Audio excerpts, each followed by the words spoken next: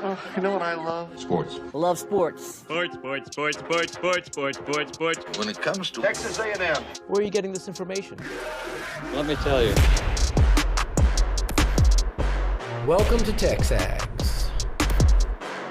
I need to talk a little sports with you, Ags. David Nuño here with TexAgs Radio. Billy Lucci here on TexAgs Radio. Olin Buchanan. We will develop men, we will graduate players, and we will win championships on the field. The best way for us to win is to do it together.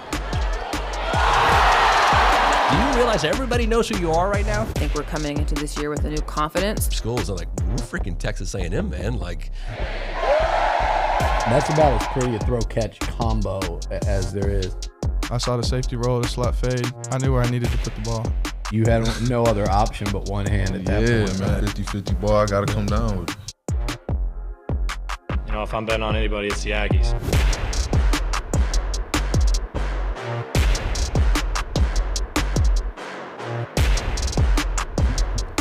So if you don't want to be here, bye. I don't mean that rudely. It's just, all right, you don't want to be here, that's fine. And if you do want to be here, I'd like to hear from you because I do believe social momentum goes a long way. A lot of the departures or entering of the transfer portal sends a signal. It's all falling apart, baby. I don't think you have to use the word baby, but also maybe a team leader or two say, no. I'm staying here. I signed up to play at Texas A&M. I am not going to be held hostage as a fan or as an analyst because of what people who want to jump the ship want to do, right? I'm also not going to look at this whole thing as only a negative. We can pick what we want. There's many of you that like to be mad. You know, it's never going to get better. There's some of you that are only optimistic. I'm choosing to look at this as this is a Texas A&M team that went 12-12 over the last 2 seasons.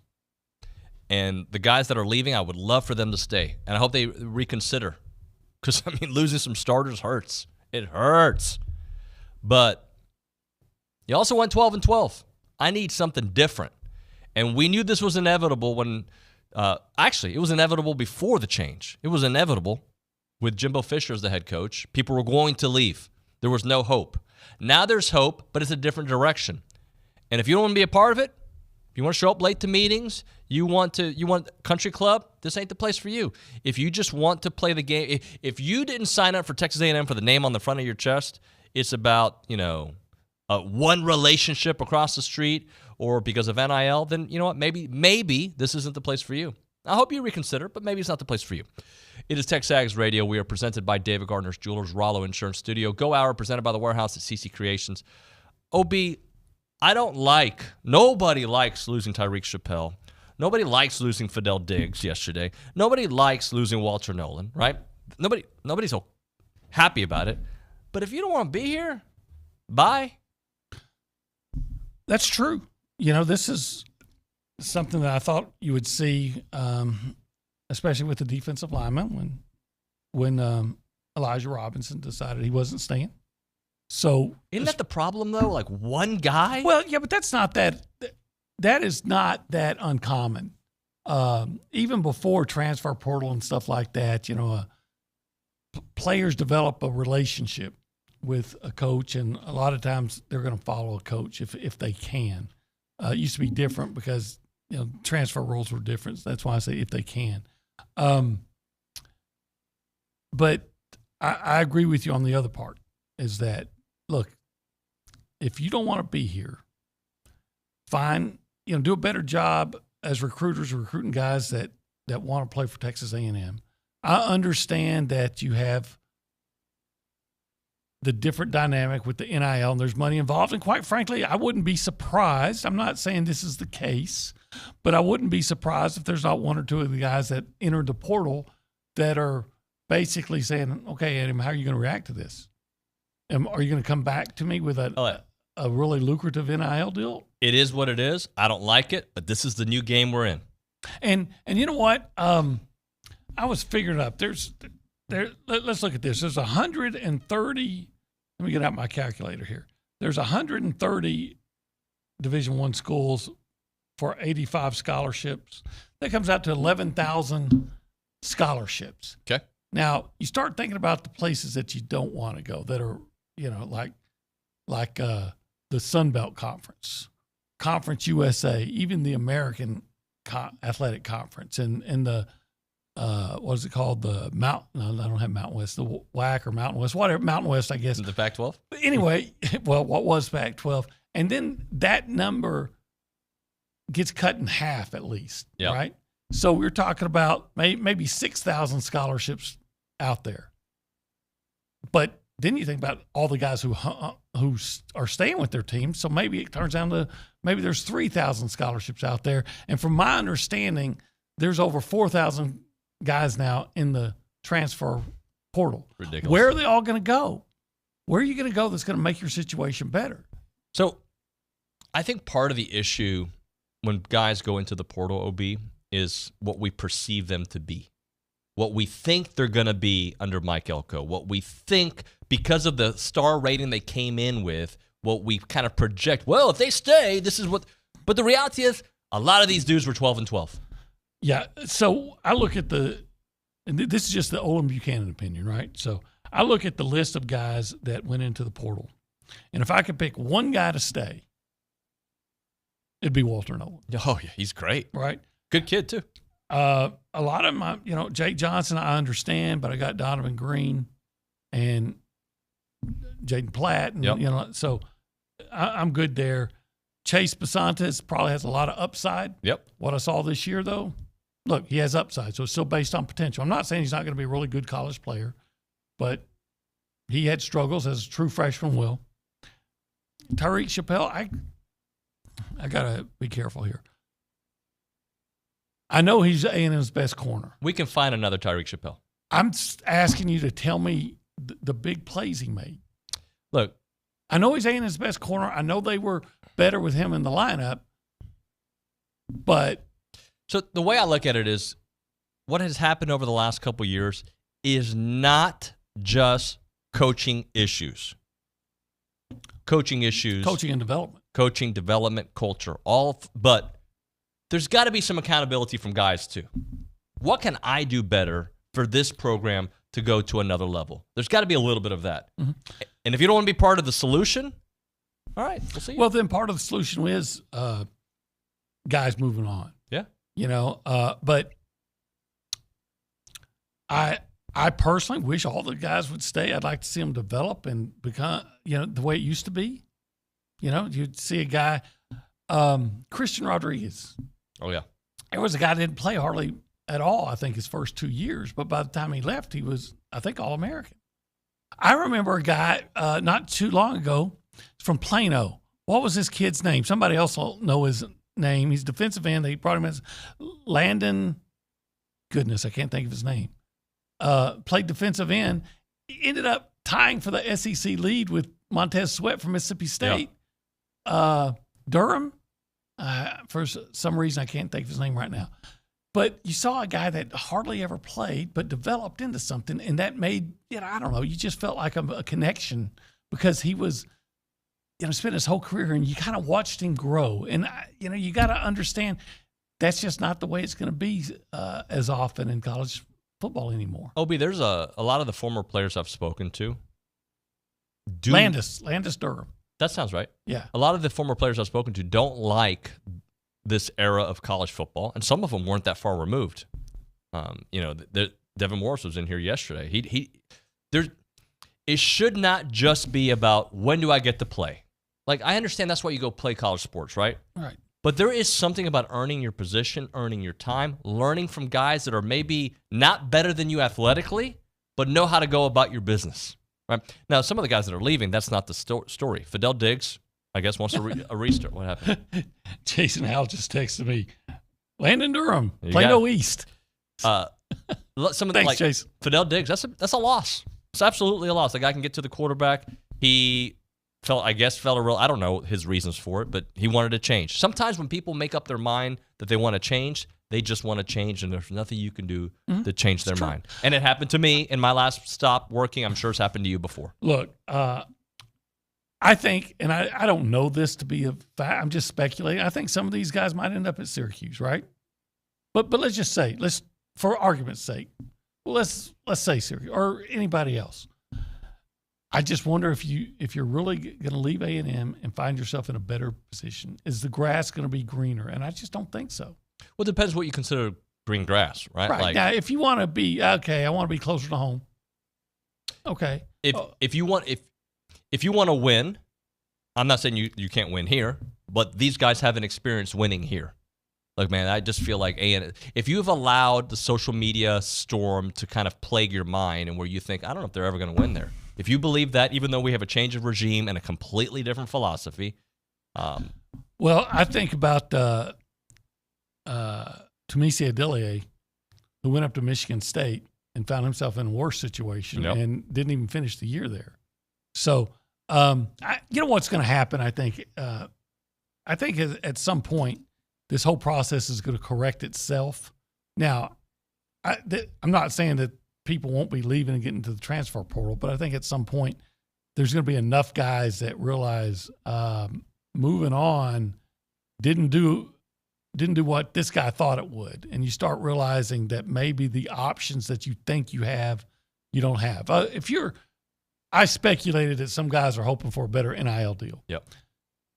If you're not getting a great NIL deal at A&M, which, as Lucci was saying yesterday, is probably one of the top 10, and with what makes you think you're going to get a better NIL deal somewhere else? Look, people like Walter Nolan are going to be fine. NIL, yes, he will, and wherever he goes, yes, he's going to be a starting, awesome player wherever he goes. We think. I'm fairly sure the way he's trending. You're probably but he's got to stay on the field. Yeah, he gets hurt a lot. But you're only going to have him for 1 year, too, probably, if he's as good as you say. So there's that. Then there are others, I'm not going to name names, and I don't even know if it's A&M, that are going to go into the portal, and they're just going to be a guy. They're just going to be a guy. They may end up going somewhere, and they don't play. They don't have the reputation. The NIL isn't as good as they thought they were going to get, and now they try to come back. Oh, sorry, that spot's been taken by this All-American over here. If you want to be, there was a program out west that I don't know if I should mention them, but you probably can see if if you just think about it, that has a bad reputation of they just a couple of years ago they got a really highly regarded receiver to transfer from an Eastern program there. And then there were a bunch of stories came out that he wasn't getting what was promised him. That's right. And, especially if you've got 2 years behind you, what keeps a program from offering you something and not delivering if they think you're only a 1 year rental anyway? So I want to remind folks that if people leave, people will come in, right? And I gotta point to this. Debbie Elder on YouTube, who I think usually complains. I'm sorry, Debbie. I feel like you complain a lot. I might be wrong. Says, are we even going to have a roster? Yes, we will have a roster. Yes. They're not canceling football that I know. Well, actually, there's a meeting. Maybe they will. No, they're not canceling football. But those NIL dollars, that were there for Walter Nolan, if he decides to end up leaving, and Tyreek Chappelle, do you think they're just going to be like, I'm just going to put it back in my pocket. We're good. We don't need it No. Other players want that money too. And other players will fill that role. It is the job of the general manager and roster and the talent and the scouts and all that good stuff to find the right guys that fit. Last year, I don't think they did great in the transfer portal. No. Okay. They did okay, but not great. Okay. Ja'Day Walker's been really nice. That Henderson guy turned out to be a pretty good acquisition. Henderson's been really good. Maybe compared to other programs, right? So, like Trey Harris would have been a great pickup. He would have been. They tried to get him. What's his name? Keon Coleman, who they tried to get. Everybody wanted him. Yes. So they would have taken Armstrong. There wasn't like a grand slam. There were some pretty good hits. Well, we thought Tony Grimes was a grand slam, and then he never played. Right. So, the money that is allocated for Walter Nolan, for Tyreek Chappelle, for whomever, Fidel Diggs, they're not going to just not spend that money. Mm-hmm. I don't know how it works. I don't know if there's like a spreadsheet. All right, we're going to allocate it to this. But as Billy has said on a couple occasions, if a star player that makes X amount of dollars leaves, maybe you can find 2 up-and-coming guys, 2 Anaya Smith-style players that have been slept on as 3 stars. All right, we'll get 2 of these guys for that price. And now they're here. And if they're transferring somewhere else, they're probably not leaving until they graduate anyway. Yeah. There's to my count, unless I've forgotten somebody, there's like 11 guys. Is it 11 that are official? I thought it was 9, but maybe it was 11. It's a lot. I felt like every hour or something. And then the Bryce Anderson thing scared the living, what? Yeah, because that one would have hurt. Yeah, yeah, I think he's really good. And yeah, there's half of them I really wish they were going to stay, but some of them you didn't even have or they didn't play, like Raymond Cottrell. You knew Max Johnson was going to go, so it didn't surprise you that Jake went. You kind of expected that. I'm not Chase Basantes, we had heard whispers. Not getting bent out of shape out of Remington Strickland or Jordan Moko. It wasn't even there. Yeah, so maybe I shouldn't be mentioning names, but that's just the way I feel about it. Yeah, look, I don't like losing LT Overton. I don't, but okay, he's leaving. Walter Nolan, I believe once you go in the portal, you're probably not changing your mind. Well, no, I think you could change your mind. And he'd be welcome back no matter when, right? It seems like there was somebody last year that went in the portal and then changed their mind. For A&M? Thought so. I don't remember. Who was that wide receiver from the small school who came over for like 3 days? Yeah, from UTEP. Yeah, Tyron Smith. Tyron Smith, there you go. Good memory, OB. Figured out, the things I remember and then the easy things I can't. Hey, if you want to be part of the conversation this morning, you can do it multiple ways. You can call us or you can text us. 979-693-1150 is the phone number to text the hotline. But if you want to call us on the Brian Foley Law hotline, good people can have a bad day. Call Brian Foley Law, 936-596-0407, serving Houston, the Woodlands, Conroe, and the Brazos Valley. Let's say hi to the people. By the way, if you're watching on YouTube, thank you so much for helping grow that channel. It's really making a difference. If you can like and subscribe, we'd really appreciate that. Yesterday, I don't know if you saw, I had to do like sleeveless for a few minutes. It was really embarrassing, and I'm sure there's a big segment of the audience like, dude, don't do that. Wait, you had to? I tried to get Bronny to all right. I tried to make a deal with Bronny on the air, and it worked out. It failed. I was like, if we get to 200 likes by the end of this segment, will you give us something for the radio audience that you weren't planning on giving us? And he goes, no. I forgot what he called himself. Like, I'm not a show pony, whatever. Like, no, but if we get to 200 in the next 10 minutes, you got to do your next segment sleeveless. I was like, I'm not doing that. And then, I figured you would say, hey, if we get up to 1, I'll do it sleeveless. And if we get up to 2, I'll oil up my body and flex. I did that in the morning, actually, already. Yeah, hey, by the way, it's funny how David acts like he has to, twist his arm to do that. I remember during the break, you came in here and said, no, you have to do it, Nick. Do you remember that conversation? Yeah, I did. And I was said, like, I'm you not have doing to that. hold up your end of the bargain. No, the people I never did agreed what to we it. Asked. Hey, Chef and IDOC Mike and Clay Taylor, thank you. They like your sweater? No, they're just sending me some messages. I'm saying thank you to them. Oh, well, thank you. Thanks for the I didn't get the freaking message. Thanks, guys. I bet you now my phone's going to... Anyway, Nick, what's going on in your world, buddy? Oh, nothing much. Just going to switch it up a little bit. Aggie basketball, as you know, got the win last night. I'm sure Leanna will tell us a little bit more about that. But I was looking at the SEC schedule for the Aggies coming up here in just a few weeks. And from the start of the season, and I know it'll change by the time the Aggies get to it, but from at the start of the season, I should say, they were playing like 6 or 7 ranked games. Now it's only down to 3 with Tennessee and Kentucky, and they're in the they're outside the top 10. So I mean, at least from the looks of it now, looks like a very winnable SEC in my opinion. Tennessee is phenomenal. They are. I mean, I know they've struggled against some top team, but I think they're legit good. But they've taken on some of the hardest teams in the country. The rankings will change. By the way, not to pivot too much, Nick, I do want to bring this up. Chris, according to YouTube people who reminded us, Chris Russell came back, Edge Cooper came back, Bobby Taylor came back. Those were the 3 guys that went into the portal last year that said, you know what, I'm going to stay. So I couldn't remember the actual names, but you were right. I did remember that there was something going on like that. So you're saying there's a chance? I'm saying there's a chance. Walter, talk to him. I hear you. Call Edge right now. Tell him how it worked out for him. He's probably going to be an NFL pick here real soon. Yeah, I think he's going to be a high NFL pick. We hope so. Let's go to the Angry Elephant News and Social Center. Leanna Davison is there. Leanna, I understand today's your last day on air with us? No! It is. How sad, guys. I'm going to miss being here. I think it's like, I feel we're like going to miss you being here. Pardon? I said, we're going to miss you being here. Are you from New York? Are you trying to? I'm trying to. It was sounding a little mock more her British. Australian I'm terrible with accents. Can you just do the rest of the segment in an accent, please? I think you should try doing Australian. I'm doing an East Texas accent though. Do New York.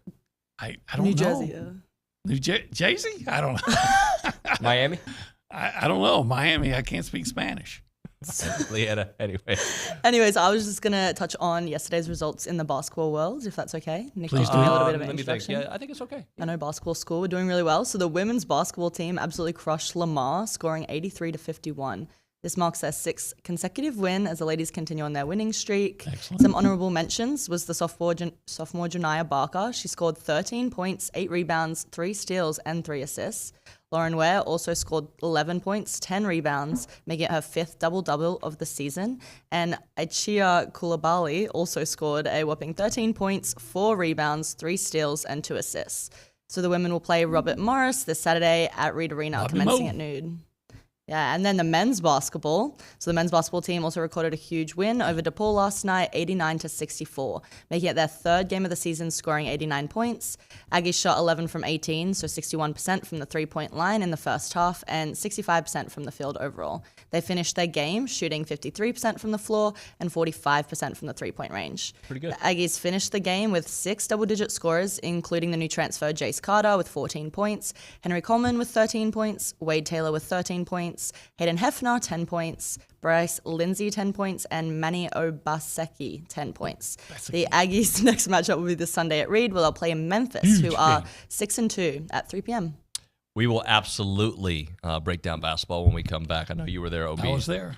Let's hit a break. And it was a little weird having Billy here in the studio yesterday when we were, just thinking about our good friends there at Fargo's and the meat dessert. And, you get in this place. I've been your friend for a long time, so, I'm comfortable being uncomfortable around you when you start talking about Fargo's. Yeah. I don't think Billy could handle it very well. Well, yeah, maybe Billy thinks there's something a little bit salacious in my love for Fargo's. Well, there is. Maybe there is, but that's okay because I do. I love those rib tips. I love that chopped beef sandwich. I've had that pork chop, which is the special today. Yeah. With macaroni and cheese. I've had that macaroni and I've had that cheese. So good. I need to get there on a Friday. You need catfish in your life. Oh, I love catfish. Well, you need the 4 C's. I love corn and crunchy hush puppies. I just love Fargo's. Yeah, you do. It's like I know what Billy. It's kind of like you want to see me talking about Fargo's and say, "Hey, get a room." Right. But I'd like to get a room in Fargo's. I got an idea. There's a gentleman that went into the portal yesterday that's really good at playing a position on a line. Let's just say really good. I bet you if we said, "Hey, before you make a final decision, let's have one more meeting at Fargo's." At Fargo's. What would he say? Probably, if he's smart, he'd say, "Hell yeah!" And he would probably finish the food there and be like, "You know what? I can't leave this place. Can't leave this place. Why would I? I want to play put Fargo's on my jersey." Right? I play for the University of Fargo, 1701 South Texas Avenue in Bryan, without a doubt. The what? Well, it's the best barbecue in Texas, which means it's the best barbecue in the world. Happens to be their trademark. Well, it's true. It's Fargo's.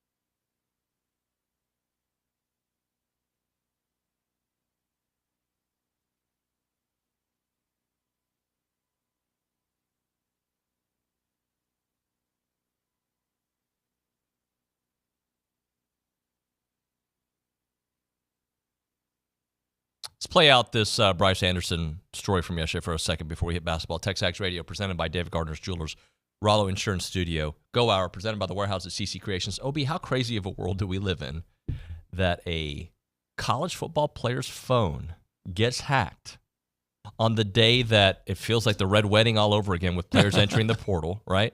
And safe to say, if not the best defensive player on your team, 1A or 1B. One right? of them. Well, Edger right? Cooper, I thought, was the best player on the team. But he's in the. But you could make a really strong argument that Bryce Anderson is number 2. Somebody got to his phone, and it makes me think: how did that happen? Did he hit a link and somebody had access to it? Did he leave his phone and one of his teammates like, I'm going to mess with Bryce? I wonder, but because it was just Twitter and he couldn't get back onto it quickly. I'd like to know the real story about how that all unfolded. Yeah. Nothing surprises me involving college sports.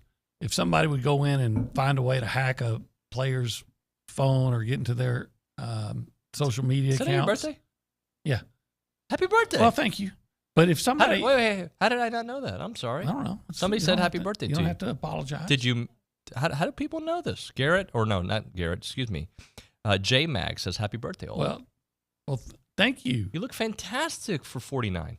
Yeah, I wish. Yep, 62 trips around the sun. Well, happy birthday, buddy. Well, thank you. But anyway, I can remember a few years ago, I guess now it's been 10 or 15 years ago, some guy in Austin mocked up a newspaper to look like the Daily Oklahoman, saying the Landry Jones was arrested for, college sports makes people crazy. Why would anybody do that, to say that this quarterback was arrested for selling drugs? And it was, there was no truth to it. And the guy ended up losing his job over it. There was a guy that was a contractor, like a brick mason, and he had a job with Oklahoma State. And he arranged the bricks around their new stadium just so the dark ones, there were some dark ones that made the OU logo right at the stadium at Oklahoma State. Well, he got fired. They got sued. They tore it down, had to do it over. Yeah. How much money did he cost his business? People do stupid things over college football. And they'll get in there and you'll come on to TexAgs as a Texas fan to pay that. And hey, thank you for paying that monthly subscription just to get in there and try to cause problems. Nothing surprises me, but yes, it's very unfortunate. 2 things.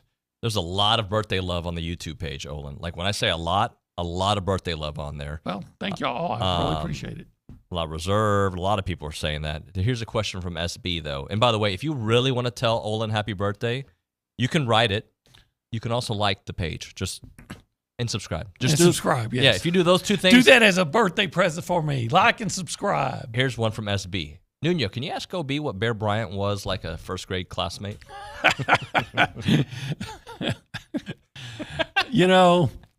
I'm old. I'm not that old. But, there we were hanging out in Fordyce, Arkansas. He was gravelly voice even then. I ain't never been nothing but a winner. How was George Washington? George was... he didn't lie. He never told a lie. No, that guy. Yeah. He was our first president. He was our first official president. Yeah. That's true. Hey, let's talk basketball for a moment before we hit a break and get Stephen McGee. We're going to have Logan Lee on the program, by the way, at 10 o'clock. Looking forward to talking to Logan. The world's nicest guy. He is so nice. He could also, I think he could fight too, by the way. Yeah, if he had to, yeah. He's just not, he's very slow to anger. One of the things that I think not only agree with, but I think that was the story of the game yesterday is what you wrote about how sometimes rested legs can go a long way in just in the energy level, the way they looked. I know DePaul's not any good. I'm not saying it's 100% the rested legs, but they just looked more, I don't want to say engaged. They're always engaged. Look fresh. They look fresh. There you go. It's I was watching them against Virginia, and they looked like a tired basketball team. And it's not surprising. It kind of reminded me of 2 years ago at the SEC tournament when they had to play 4 games in 4 days or something. And by the time they played Tennessee, they were just they were just tired. Their fatigue Yeah. had set in. And last week they had played. Yeah, I know it was 4 games over a period of 7 days, which is still a lot. But you also had to factor in they traveled to 2 different places, and you were only home for a certain amount of time. So they looked like a very tired team. Well, last night, they've had a week to rest, and also in the same gym, Yeah. and they went out and looked like a team that was refreshed. And you can say, well, DePaul's not very good, but the fact of the matter is they made their shots. They made their shots. I was really happy with the way Manny Obaseki looked. There's a lot of guys that look good, but I like when he's active. Well, what I really liked was that, first of all, Jace Carter. Jace Carter. He had 14, I think. He had 14, but I think at least 12 of them were in the first half, and they settled the issue by halftime. They had a 32-point lead at halftime. Yeah. They went on a 17-0 run. They started out, I think they outscored them something like 18-5 to start off, and then just steadily built on it, and then a 17-0 run, and everybody was getting involved. I thought Henry Coleman was going to get a double-double. He finished with 9 rebounds. Mm-hmm. Wade Taylor shot well. Hayden Hefner shot well. You saw what this team is capable of. Now, will it be harder in the next game? Yeah. But if you can you know what they did? They made, for the most part, they made open shots. And that's what they had struggled to do in the previous 2 games where they were probably tired. If this team hits open shots with the way they play defense, they're winning these games that people. If they hit open shots against Memphis with the defense they play, they win. Well, and they were making the 3-point shots, and they've been very erratic from the 3-point line, but they were ecstatic at the 3-point line, especially in the first half. Like Leanna pointed out, they were 61% from 3-point range in the first half, and that percentage fell off in the second half, but a big part of that was because this game's in the bag. Let's bring in some of the other guys that don't play as much. All right, let's hit a break here. If you're watching on YouTube or the CW, thank you so much. Listening on the Zone, we do appreciate you.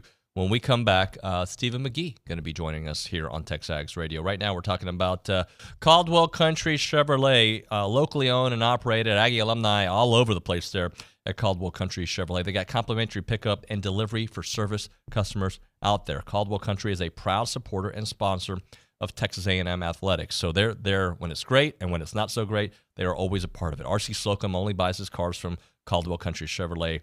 Billy Lucci, myself, a bunch of the staff here at TexAgs have gotten their vehicles there from Caldwell Country Chevrolet. Great place to go to get your vehicle. Dante Hall also is a proud supporter of Caldwell Country Chevrolet. And it's a small-town dealer making dreams a reality here for the Brazos Valley. You want to go there for the best prices and the best trade-in value. It is Caldwell Country Chevrolet. Remember, it's about a 15-minute drive. Brianna Caldwell, short conversation away, but you'll see the difference when you step on the lot and do business with the good people there at Caldwell Country Chevrolet. Highway 21 in Caldwell. Online, CaldwellCountryChevrolet.com.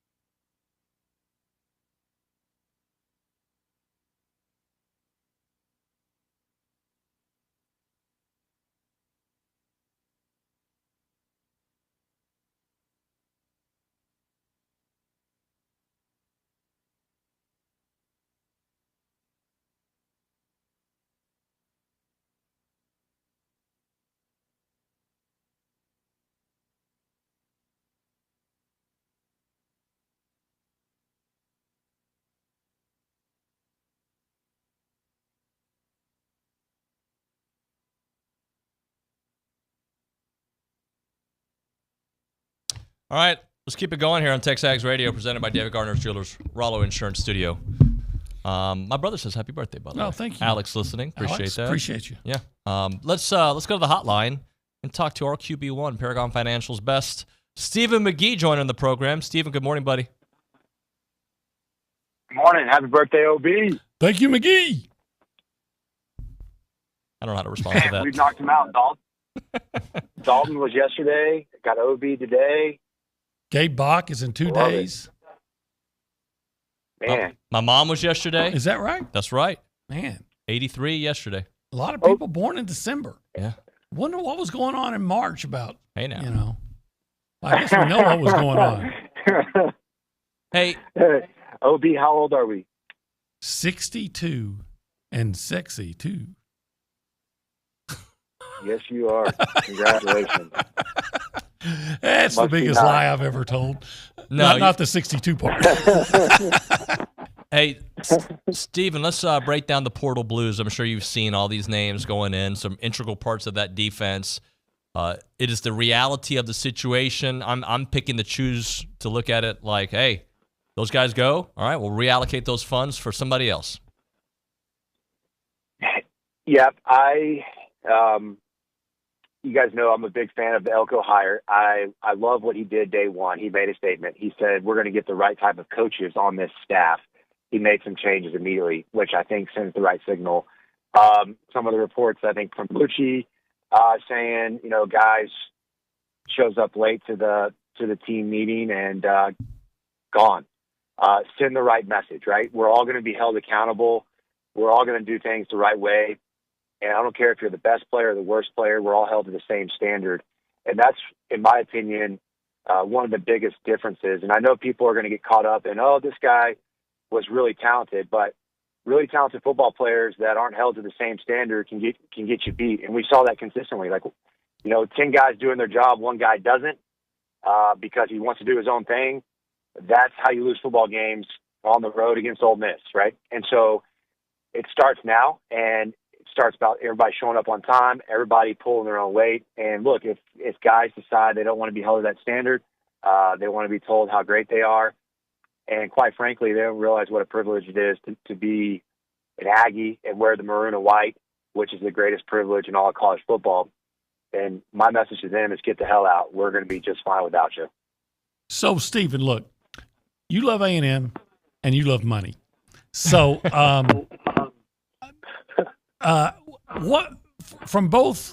with both things in mind, what's the advice that you would give to guys that are contemplating getting into the portal? Because I'm sure there's some instances where you can understand it.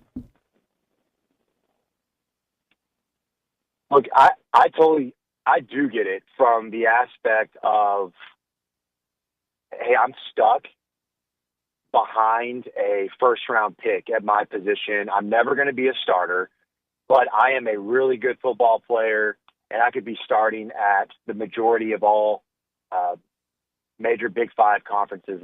I get that. That's a Baker Mayfield. But what I believe to be true is that for most guys, the transfer portal, the grass is not always greener on the other side, and so I think that comes in a monetary perspective. We pay very well. I'm not saying we pay the best. I think we have quite a ways to go to get there, to catch up to other people. But we are going to pay well. And I would say that for most guys that are transferring, they have an issue with their coach. Coach doesn't like me. He's not playing me. What I believe to be true is that for most of those guys, the issues that their current coach has and the reason they're not playing are going to be the same issues their future coach is going to have with them.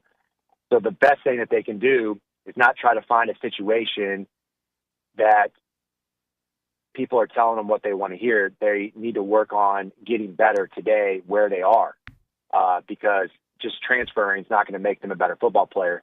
Working their tail off is going to make them a better football player. Stephen, has the portal/NIL changed the way you look at college football or enjoy college football? I use the example of the NBA. I don't like the NBA the way I used to. There's something about the game has I still watch it, I still enjoy it, but it's not the same kind of love. Is that happening at all for you? Yeah, you're a better person than me. I hate the NBA, and I don't watch the NBA. I think OB probably is the same.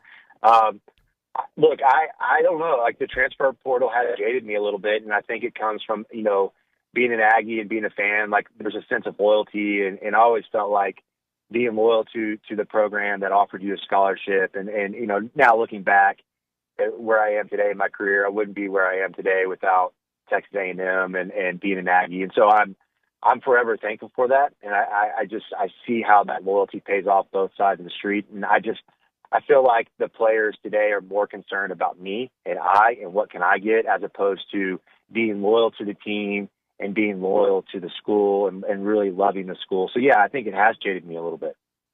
Yeah, I think it changes all a little bit because, like we talked about earlier, how much you enjoyed watching Stephen McGee, heck yeah, making his first start against Texas and then develop into a guy that later is leading A&M against Texas. But all that said, and you hate all this free agency, but I know on August 31st, when the Aggies run out to play, all that goes away for a while, and all you care about is, hey, is that team going to win? I'm still going to support them with everything you got, right, Stephen?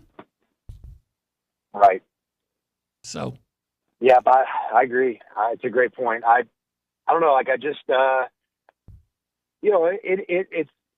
it's great headlines, and it's, when you're not playing in a national championship Final Four game, it's, it gives you something to talk about, and it's kind of like an additional signing day. So it's almost like you have 3 or 4 signing days with the transfer portal open, and then so that's exciting, right? But at the same time, I think as a fan, it's frustrating, especially when you see a guy like DeSantis and Fadil Diggs and Walter Nolan, who, look, I'm not saying that Walter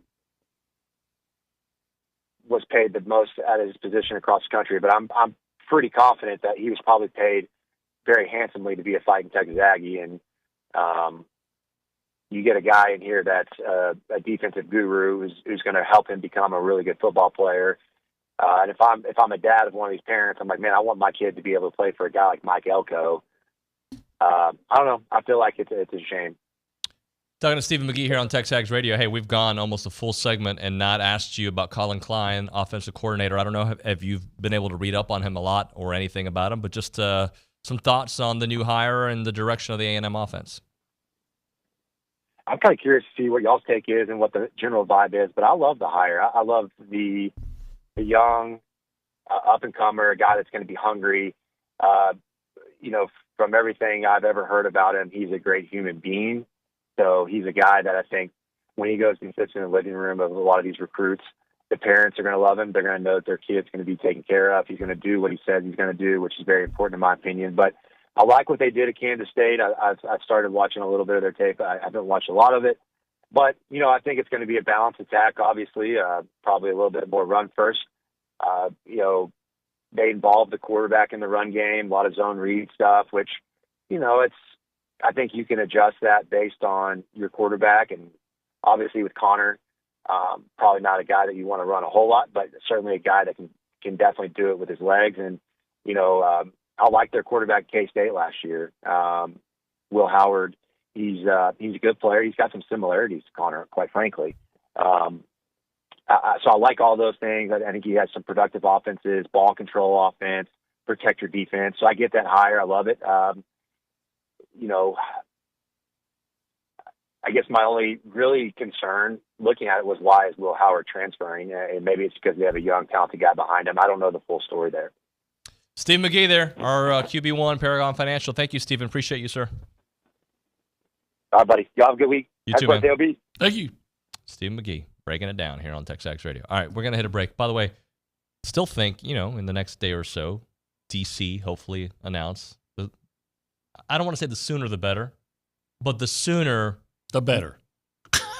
The sooner maybe guys can be like, let me think about this a little bit more now. Let me pause on my whole thing. All right, we'll talk a little bit about that. We'll get to the text line here on TexAgs Radio when we come back. If you want to be a part of the conversation, 979-693-1150 is TexAgs Radio.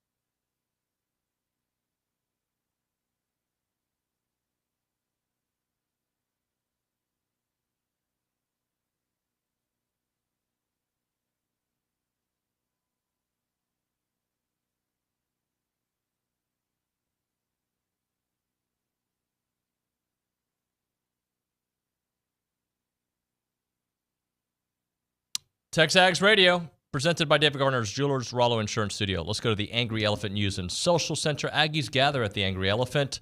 We've got Leanna Davison there. Leanna, let's get to some text messages and maybe some chat on TexAgs and YouTube. Yeah, so we have on the YouTube chat, DNLPRLS says, after hearing Mr. McGee, I feel a whole lot better, and I could not have said it better myself. Stephen's great. Stephen makes you feel better. I like when he's such an optimist. So, is he? Is that the word you'd use? I think he's an optimist. I think he's a realist. I think so. But he has an optimistic. What are you? Are you an optimist or? You know what? I think I'm a realist. Yeah. Yeah. What do you think I am? I think you. Well, it depends. You swing different directions. You Okay. know? Hey now. Hey. I say sometimes hey you now. have emotions because sometimes it depends on the day. You've said it yourself. At the beginning of the week of a game, you can be so optimistic, and by the end of the week, you're very pessimistic. Yeah, I changed. I've got some That's what I fanatic just behavior. said. Yeah, you're right. I just didn't like the word swing there. But yeah, I think you're 100% correct. But when game time comes, optimism starts. But in that same game, you sit next to me, you know, you take the lead. I'm like, this is the best game ever. And then the moment the other team takes the lead or momentum shifts, I'm like, God bless, mother. I can remember sitting in the press box with someone who shall not be named, but from Gabe. TexAgs, not necessarily. And it was the Ole Miss game in 2012 when A&M should have blown them out, but they kept making mistakes, and all of a sudden they're losing. And this person was like, yeah, you know, they're going to let us down again, and said it very colorfully. And I said, well, hey, still a lot of time. Still a lot of time. Yeah. Next thing you know, Johnny hits Mike Evans on the sideline. 2 plays after that, touchdown, and boom, Aggies win. I miss having a player like that where you always felt like we're going to find a way out of this. Like, you know what I'm saying? Like, and I think Connor can be that guy. Mm-hmm. There's some others that can be that guy. And I feel like with Connor, I actually felt like we may come back in the Miami game several times. Like, we're going to score on this drive.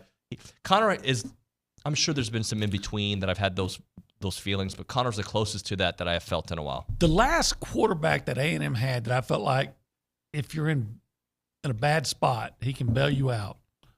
And I probably should say Kellen, but because, I go back to that LSU game, the 7 overtime game.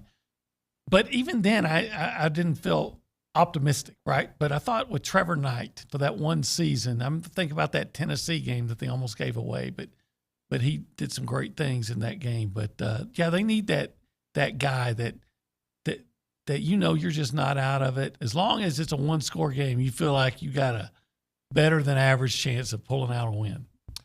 Olin? Yes, an hour, buddy. It went by fast. It did.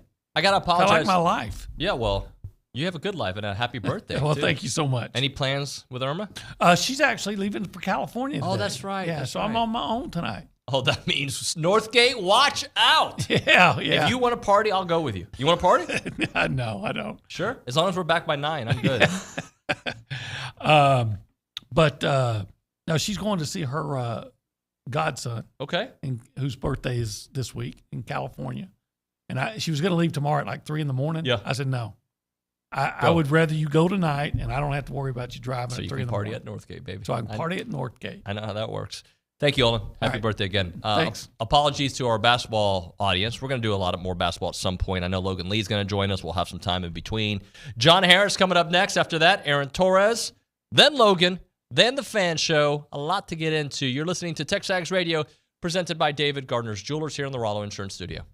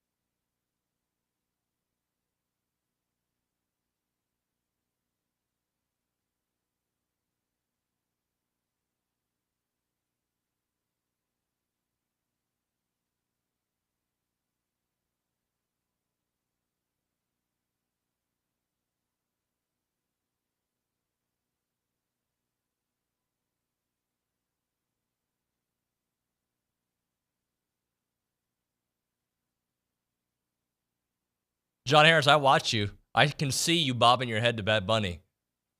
Don't deny it. It's good. TexAgs Radio, presented by David Gardner's Jewelers, Rollo Insurance Studio. We go to the Brian Foley Law Hotline, where I find my buddy, Juan Haris.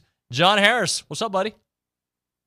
What's going on, David? Yeah, I mean, Bad Bunny, it's fine. I mean, yeah, I'm cool with it. I'm cool with it. I'm cool. Listen, you and I, our music tastes probably run a little bit more parallel to what maybe some people believe my music taste would be. So yeah, yeah, very nice. You can play Bad Bunny. I'm cool with that. Hey, by the way, one of our longtime listeners from like 17 years ago, however long it's been, is on the chat today on TexAgs or on YouTube. Joaquin, he's on there talking. So, longtime listener. That's good. He could pronounce my name right, I think, for the most part. Yeah. Although it was more Haris than it was Harris, but that's okay. I'm cool with it. Joaquin, how you doing, man? It's good to see and hear from you. Hey, John, I feel like today is a lot more reacting to portal bad news if you're an Aggie fan, right? But I keep maintaining, like, guys, if you don't want to be here, okay, enjoy your life somewhere else. I want people who want to play for Texas A&M where it matters, the name on your chest. And I know that's not maybe realistic in today's world. But I also, as much as I'd welcome these guys back, all right, somebody else can come in and do that job too, because that NIL fund isn't going away. Yeah, exactly. I think that last part you said is going to be super important just for that particular reason. The fact that, I don't want to say, naivete, David, but I'm kind of that way too. I'm like, oh man, I wanted to play for the name on the front of the chest as opposed to the back. But, it's a different world. But, you're going to be able to find some of those guys, I think, that, want to play for the pride of Texas A&M. I think this is what happens to me, from just my perspective, is, young dudes end up picking a school, right? They pick Texas A&M, or they pick Texas, or they pick Rice, or whatever, and they may not know much about that school. And then they get there, and then they fall in love with the place, and then they would never leave for whatever reason. And then there are some that look at it as transaction based, as in, I'm going to play, you're going to pay me, and then I'm going to move on. And if I'm not getting that opportunity, I need to go find my opportunity elsewhere. Or if you believe you have an opportunity elsewhere, then you're going to, go elsewhere. Some guys, we talked about this a little bit. Some guys just want to be, recruited again. They like the recruiting process, and then they spent the fall getting yelled at because they didn't know what to do, or they just weren't as far along in their progress and they wanted to, and they want to be loved again. So, hey, I'm going to the portal. See, coach, you're mad at me. I'm going to the portal. And I'm sure there are a handful of those guys too. And then there's some that just want a different opportunity. Point being, A&M's going to end up with 85 very talented dudes on scholarship. I'm not concerned about that. And I believe that Mike Elko and his coaching staff are going to be able to put them in the right position to go get better each and every week. And I think that's the thing. Once a player realizes, oh, yeah, I can get paid. That's part of it. But once that coaching staff can make me better and potentially think about the NFL, then, okay, then I need to stay with this coach. I need to stay with this staff. I need to stay with this school. I need to stay with this scheme. They can make me better, because how many players do you think at A&M or Alabama or Auburn, whatever, LSU, aren't thinking about the NFL as a way of life afterwards? So who's going to get me there? Now, maybe NIL changes that a little bit, where, there might be, I see some of these college quarterbacks that have gone into the transfer portal, and I think, okay, what Matt Rule said, that might be true. Maybe what it takes to get Riley Leonard out of Duke is $1.5 million, $2 million to be able to, maybe those guys feel like, look, I could go right now and be a third or fourth round pick in the NFL. That's going to probably make, I don't know. I don't remember what the number is. It's a decent number. Or I can stay in college one more year, get that's nearly the same amount of money, and then become a better player, and then get I can move up into, day one or day two. So I think there's a lot that kind of goes into all this. I think everybody's got different reasons. And David, I'll be honest, I like the transfer portal to a degree. The one part that I have a problem with, and you'll probably never get this as an answer, but it's the kids that go there and think, well, I'm gonna get the bag, and I'm gonna be a starter, and I'm gonna be All-American right away. And then when that doesn't happen, like I said, they want to be re-recruited. They want to be re-loved, if you will, by some other group, because that's what's happening. I've talked to a number of coaches that are at the highest FBS level, and then some that are lower FBS level. And the ones that are lower FBS level are like, we feel like we're grooming our guys to go play for a higher program, or for a FBS program. So, and that's a tough part of it for them. But I like the transfer portal to give kids an opportunity. Look, if it's not working, and you think it's not working, you have an opportunity. Well, guess what? If you want to see if the grass is greener, you have that opportunity. You can go do that now without penalty. Heck, you can even do it in Oklahoma high schools now. Apparently, you can have a one-time transfer, which is absolutely crazy. But I like it for that reason. But if you're getting that portal just because you want to be re-recruited, you want to be re-loved, you want that recruiting process for everybody to tell you how great you are because you didn't get that as a freshman, guess what? That ain't going to change.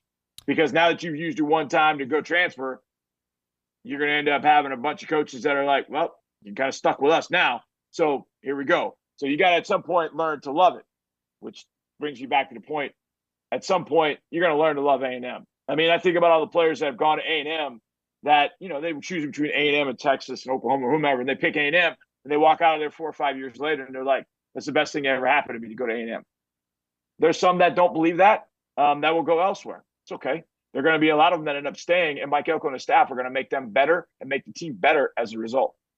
Johnny, I feel like, I don't know how they do it other than making a super league where you have rules, right? But there needs to be some kind of contract. It shouldn't be free agency twice a year, right? Like I understand the why right now, but if you had some kind of super league that says, all right, well, you sign an NIL deal, you're committing to this year and next year throughout the life of that NIL, whatever it may be. I don't even know how to fix it. I'm just throwing out stuff, but there's got to be, well, the future of college football has got to have something more like that at some point. I hate to say this, David, because, everybody wants to make college football and NFL so different. But I kind of feel like the college has to go to – colleges, I think, are going to eventually have to go to a capped league. They're going to have to go to a salary cap. They're going to have to treat their players just like the NFL treats their players. They're going to have a salary cap, and they're going to have to know what this contract is and that contract is. And hey, you've got a pool of, I don't know, 50 million. I don't know what the number is. NFL is like 200 something million, but they also have it for 45 guys. Either way, point being, you're going to have a pool that I think, you can pay. Hey, here's 50 million. Everybody, 50 million. That's what you can pay. And you have to report it. I mean, it's almost going to have to be like the NFL if you want it to be kind of on the up and up, to be honest with you. And I think at that point, it's going to be really difficult. All right, what teams, like if you think about what teams are going to be in this quote unquote super league, which I think is where we're going. I mean, obviously that's what the head of the NCAA pretty much put out the other day. But I think what you're going to have to be able to do is say, are the teams in your league going to be able to put up this amount of money for their potential, player list or, for their roster? I don't know how you're going to end up doing it, because you're going to have some schools, and maybe that's what it is right now, where you've got some schools. I don't know what A&M's collective is. I don't know what Alabama's is. I don't know. But I know that I see Dave Doran, who's at NC State, saying, hey, we need $10 million from you alums. If you want to keep this success and us being 9-4, you need to give us more money. We need more money for players. So it's going to be kind of strange, but at some point, I think they're going to have to come to some regulations. If you're going to be in the Super League, you have to have a collective of 50 million. That's what you can do less, but you can't do more that gets, distributed to the roster, and almost treat it like you have a contract. Like you said, you got a 2-year contract to be at Texas A&M. If you want to transfer after that, you can, whatever. It's really going to have to become that sort of thing where you, and I'm surprised that it's not there now. I had this conversation with my wife. My wife knows nothing about NIL, nothing whatsoever. And the very first question she asked me, as we were kind of talking about it, David, was exactly what you said. She's like, well, do they have a contract? And I said, well, I don't know. And she says, well, what's to stop the kid from taking all that money and then bailing after a year, and then the collective is out the money and the player's gone with it? And I was like, well, that's kind of a great point. So I have to claim that I don't know enough about the NIL aspect of it. But what I do know is how the NFL runs it with 32 teams. Everything's on the up and up. Everybody can find out what everybody makes. And it's known across the entire league what each player makes. Every team has to stay on the salary cap. They can distribute that money within the salary cap how they want, but nobody goes above that number. Everybody's on a fair and equal line. Now, has college football ever worked that way? No. I don't think college football has ever worked that way. You know, you have teams in a conference. You've got Vanderbilt. You think Vanderbilt has ever worked at the same level as Alabama and A&M? No. So that's where the differences lie. And I wonder whether college football will get to a point like that. But college football has always lived in a world of inequity. So I just don't know how you end up balancing that out unless you make very formal rules of, we're going to treat this like the NFL. You're going to have a capped league. You know, every league is capped at a certain number. You can have so many scholarship players. This is the only amount you get. Your contracts are going to be 2-3 years, whatever. I mean, you're really going to have a czar of football that kind of sets all that out, and then force the universities to have to follow that. And have the universities ever done that since, you know, the inception of football? Hell no. No. You know, it was supposed to be nobody got paid. Did anybody follow that?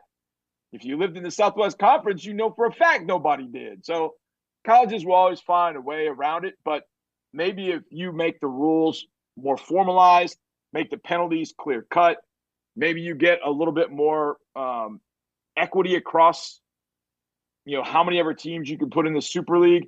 I don't know. I do think we're going that direction, David. I just don't know exactly how we're going to get there. Talking to John Harris here on TexAgs Radio. John, one final thing about this whole portal thing. How important would it be, do you think, for like an alpha, a star player on A&M, to come out and be like, I play for A&M, I'm not going elsewhere, this is where I want to be? Just because I feel like in the world of social media, momentum to these young kids is a real thing. Yeah, I think it helps, but every single high school kid ends up in I'm not saying anything you don't know. I think every single kid has a different look at it. There are gonna be some kids that have family members that went to A&M. It's always gonna pull at their heartstrings. That's where they want to be, and that's what it's always gonna be. And for a decent number of kids, it's gonna be about the bag. How much am I going to get paid? How much playing time am I going to get? That's what's going to matter. I think the best coaches are going to be able to balance all of that. Hey, Jimmy, what is it that you want? Well, I want to go to the NFL, coach. Hey, Joey, what do you want? Well, you know what? I love A&M and all that it stands for. Hey, Billy, what do you want? Well, I'm really, coach, all about the bag and whether I can start as a freshman. I think balancing all of that is going to be the case. Would it help A&M for a big time recruit or a big time player to step up and say, "Heck yeah, I'm staying, man. This place is awesome, and we need more people like me. We need more guys that want to be on board. We want more players that think my way as opposed to thinking about themselves." Yeah, I think it would help a little bit, but I think A&M's got the assets that players are going to like regardless. And look, every time there's change, and the head coach in particular, there are going to be players that take off. It's going to happen. They're going to take off because the unknown to them it's kind of scary. They're willing to kind of go find the other unknown. Hey, this other school recruited me and really loved me. I'm not sure about the guy that's coming in. Let me get in the portal and at least go talk to these people over here and see what I've got. Maybe they love me and maybe it ends up being a better situation. I don't know. College football has changed in that way, in a big time way. I mean, you look at Florida State. I know Florida State got hosed, but Florida State's entire skill group that everybody loved. Jordan Travis, transfer. Keon Coleman, transfer. Johnny Wilson, transfer. Trey Benson, transfer. The entire skill group that was thought to be one of the best in the country was all transfers. So you can embrace it, fight it. Clemson's fought it. Clemson's fought it for years, and look what's happened. They don't go out and replenish. They try to grow and develop. In the last couple of years, they just haven't been able to do it. And they've seen players leave Clemson and go be successful elsewhere. So, I think you have to embrace that transfer portal of, look, we're going to lose some guys, but we want to make sure that we keep a core group of guys, loves the university, loves the program, loves what we're doing, believes in what we're doing. You're not going to find 100% of players that believe that. You're just not. But what you have to do is to be able to find that common ground of, okay, what are all these guys here for? Okay, Jimmy, you said you wanted to go to the NFL. Look, we've added these coaches to our staff. I have had plenty of guys that have gone from your position to the NFL. I can help you get better for the NFL. Let's work on a plan to make it better for you to be a player. Hey, you want the bag? Hey, our collective is one of the best in the country. Let's make sure that you guys are getting taken care of, and then we're going to make you a player such that you can go make a bag going to the NFL down the road. The guy that ends up, loving A&M, you can't forget about them. You have to continue to use that particular player and players to recruit the school and talk to these players and say, yeah, I know you want the bag, man. You get the bag here, but you can also be an Aggie. And I know that a lot of people listening are like, well, I went to A&M because I loved A&M. We can't bring our own personal situation into this at all. We can't. You can't look at it and go, well, A&M's so great. No, these players have to realize that. And once they get to A&M, they're in a different world than what we than we had when we were going to college. And I'm not saying this because I'm old. I'm just saying no matter what, you can have one 18-year-old, another 18-year-old, both go to A&M, and they can have completely divergent experiences at A&M, but they can both love it the same. And that's what Mike Elko and people at A&M have got to do. They've got to find that balance of all of that. And that's, I think, makes college coaching that much more difficult than it's ever been. Johnny, what about Colin Klein, the new OC? Your thoughts? I'm sure you've watched K-State because you watch I don't know how you've watched every single college football game of all time, but I do know you have. Yeah. Your thoughts on Colin Klein? I think the biggest thing people are going to, Connor Wigman's going to get the hell beat out of him and all that. Nah, I think Colin ran the quarterback because that's what was available that particular week. It was something that, look, he's had a lot of his experiences from K-State, but K-State's had different coaches along the way, and they've done different things. Like, in fact, some of the passing game concepts I've seen from him, how they get to different routes and how they do different things are pretty cool. So I don't think that it's going to be just all quarterback run. I mean, Will Howard was 6'5", 240, and when it's snowing against Iowa State and you can't throw the ball, well, yeah, he's going to run quarterback power and quarterback draw. So, yeah, I think – and I've always loved the quarterback run aspect of it. But I think it's naive to think, that's all he's going to do.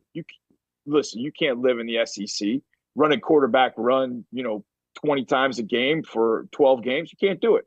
So you've got to have passing concepts that actually matter. And I always think this too, David. Kansas State's a good football program, but you can't recruit the same kids at Kansas State that you can at Texas A&M. And so what I like and what I think about is Colin Klein took what he had at Kansas State, which was he was never going to get the top 50 quarterback. He wasn't going to get that guy. But how could he make the top 75 quarterback he got better?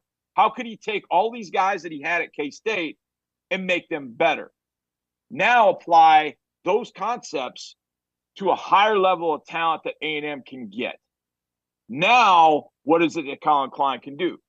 Maybe Colin Klein is sitting there going, I don't want to run this type of offense where, we do have a bunch of quarterback run. I want a higher level of talent because, man, I got a lot of ideas and thoughts that I can apply with better and higher level talent than I can at Kansas State. Now, that might hurt the Kansas State fans, but go look at recruiting. Has Kansas State ever been in the league with A&M from a recruiting standpoint? Hell no. You can recruit a higher level of athlete at A&M. And because you can do that, you could probably do a few different things offensively than I think Colin's going to do at Kansas State. So I think ultimately the Colin Klein offense at A&M may look similar, but there are going to be a lot of divergent concepts that are completely different than what he was running at Kansas State because he's got higher level talent at A&M, and because I think Mike Elko will allow him to do a few different things than was done at Kansas State. So I like the hire. I love the hire, actually. But I'm curious to see how the offense evolves with A&M's higher level talent than what he had at Kansas State. No knock on Kansas State, because the other thing is Colin Klein and that coaching staff took what I would say is top 75 talent, and he got them to win Big 12 championships. So my thought is you can go get top 10 talent. Now what do you do with it, Colin Klein? And that's going to be the charge and the responsibility, obviously, on his shoulders. But I like it, to be honest. I think there's a lot there, and I think there's a lot more there we haven't seen from Colin Klein. Johnny, let's close out with a question that I know you tried to answer on Twitter, but I need you to verbalize it on this show. Explain the NFL tiebreaker situation, because I'm looking at the Texans and thinking, wait, Steelers are what? Explain it to me.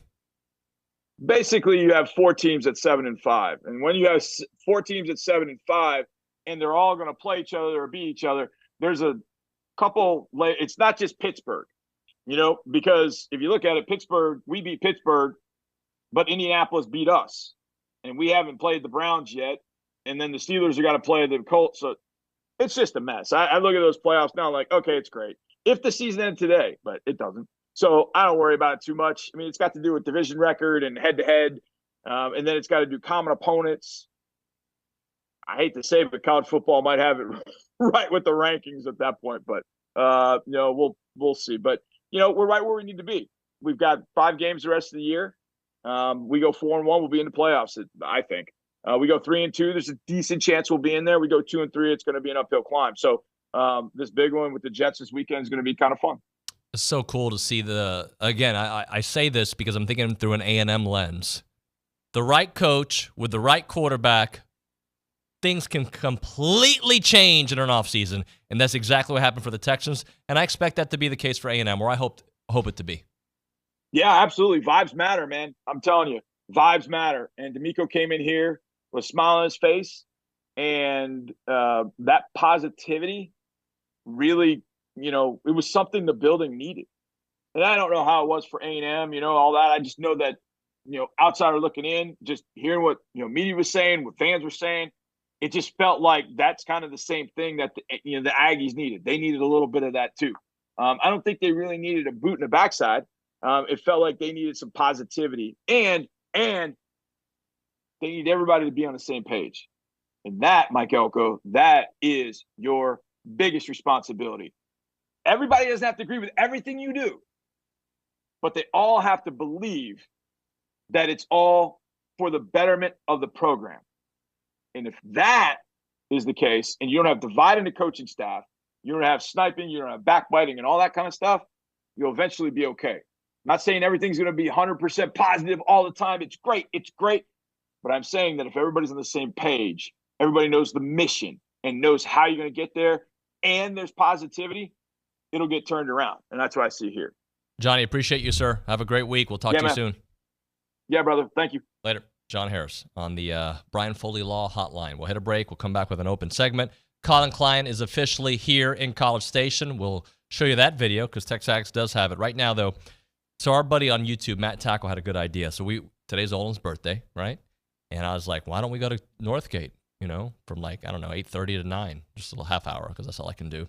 And Matt's like, Nuño, it's a great idea. Let's get all the TexAgers to go out there, bring Chance McClain of Heritage Films who can make a documentary out of it. Could you imagine Olin's comments on that documentary after having a couple of shots going around bar hopping at Northgate? I think it would be not only great for his family, highly entertaining. That is a video we could sell here on TexAgs.com. I'm just saying that as an idea. But Chance McClain's work goes way beyond doing parties at Northgate videos, right? I'm sure he would do that for OB, but he does these documentary films about families where you get to know the real story behind the family, right? The real story behind my dad escaping Cuba, the real story behind your family business, your family ranch. Chance McClain will make a 2-hour documentary out of your story, interview those folks that you want a part of it, and he will make you a co-producer in it. You will be a part of the process, right? This is the vision I have for it. Then Chance uses his creative genes, and bam, you got yourself a 2-hour documentary. There's also the year flicks, which is a shorter option, and it's mostly reserved for the youngers out there, right? So you've got a freshman in college who got to A&M, they're midway through that, or they're about to end their first semester, right? They got finals coming up. Why not document that whole story? Like, how was your freshman year? What have you learned? What do you think your major's going to be? What are you into? Who are some friends you made? And then a couple years later, you follow up with another story. And then another story, right? You get the sophomore year, the junior year, the senior year.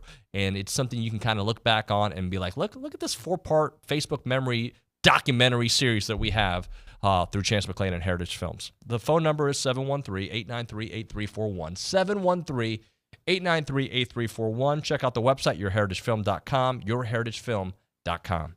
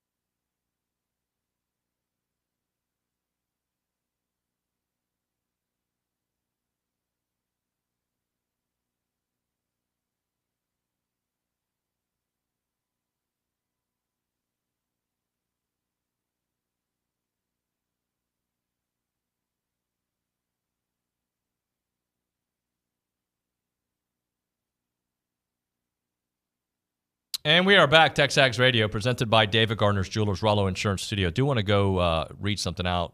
So Randy Etheridge, who's a listener, he's a Texas Longhorn, right? A SIP, or whatever you want to call. He's actually one of those very nice ones that comes on our YouTube page, and he listens to a little bit of the show. He just had a baby, 53 years old.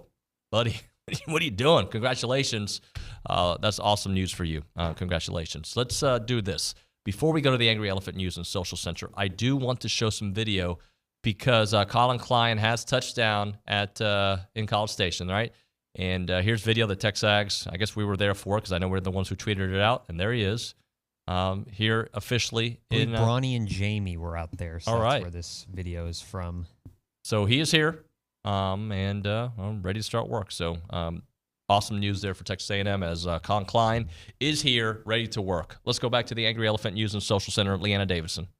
Yeah, David, so there was some chatter about the salary cap that was kind of mentioned. We have Heartstrong Sleep on the YouTube chat saying, in college, even with the salary cap, deals will happen under the table. Then Todd Roper instead says... Pause. Oh, my bad. No, you're good. I agree. Why doesn't it happen in the NFL? I'm just thinking for a second. Like, what? I mean, does it happen in the NFL? Like, hey, man, I want to sign with the New York... No, New York's an expensive place. Let's think of somebody else. I want to sign with, the Tennessee Titans. All right, well, we only have $4 million for you. And then you got some really influential dude behind the scenes like, I'll pay you another $4 million. Just do it.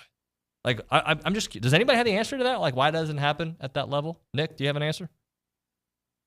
No, David, I don't. Sorry. Yeah, I have no, I mean, maybe you do that through sponsors, right? Like you work with companies, Nike, Adidas, whoever sponsors the athlete. Maybe that's something you can, a way around it. That's just thinking out loud with you. Maybe that's how they do it if that happens. I don't know. Yeah. What else, Leanna? Todd Roper then says, we need the regulation that prevents athletes from earning too much. College kids at large should have earning caps. So there's lots of discussion around that. I don't know. I don't know what the right answer is, guys. Like, I hate being that guy. Like, I don't know. Like, it's America. Like, should we be capped? But for instance, I feel like there should be some contracts, right? Like, you got to honor this for 24 months. Like, and, unless we can work out a deal, I've had jobs that require me to sign contracts that I can't just go to a place that wants to hire me and pay more without some kind of agreement or buyout or whatever it may be. I wish there was a little bit of that. But again, NIL is supposed to be separate of the institution, but we all know it's not. So, Leanna? And then we also have a text from Jim in Temple who says, much mentioned on guys who've left, but have listed the other players still here. Those who remain at A&M with new staff are those guys who want to win under a new vision here. Most are talented 5-stars who Jimbo forgot were still here and are still here as of the 7th of December. The ones who stay are the ones we know we can count on. All I know is if you get too low with this, it's not a good place to be, right? So let's just see where the dust settles. Let's see where we are when the portal closes. Let's see where we are after. Now, that doesn't mean we're not going to have discussions about where we are. We have to, right? Like we react to the news on this show. But before we panic, let's just see. And then let's see August 31st. And then let's see what we look like. The last 3 years, not 2 years, have not been good enough. Do you think we can do that without a bunch of 5-stars? At least do 5 and 7? Yeah, of course you can. Right? So let's just get it right. Get the right players, the right mix, and see where the dust settles. And by the way, if you go into the portal and you leave, a lot of you guys I like. I love Walter Nolan. I hope he changes his mind. He goes off. I hope he does great unless he plays A&M. Depends where he goes, let's be honest. But I like that young man, and I hope he stays. But I hope the next guy who comes in and replaces him is better or has a longer, better impact at Texas A&M. I want Anaya Smith, those kind of players. Anaya Smith, doesn't jump off the page. He does when you watch the games, but when you meet him, he's I want a dude who wants to play here, who plays at the highest level, who inspires his teammates by the way he comes back and plays hard. That's what I want, and I want wins. And at the end of the day, it's all about the wins. Let's hit a break. When we come back, Aaron Torres will join us. I don't think we've talked to Aaron in a minute, so we'll chit-chat with Aaron here on TexAgs Radio. We'll do that, but right now we're talking about sponsorship opportunities at the Association of Former Students. So if your organization is looking for an opportunity to engage with Aggies, then you need to check out the Association of Former Students. They have events of all ages that they put together throughout the year. And they got marquee ones like the Aggie Ring Day. You've got all Aggie Hullabaloo gathering, and they all welcome a bunch of people, tens of thousands of people. You want to check it out. There are many sponsorship and vendor opportunities to get your brand in front of a bunch of attendees. So they also offer a variety of digital and in-person options to promote your brand.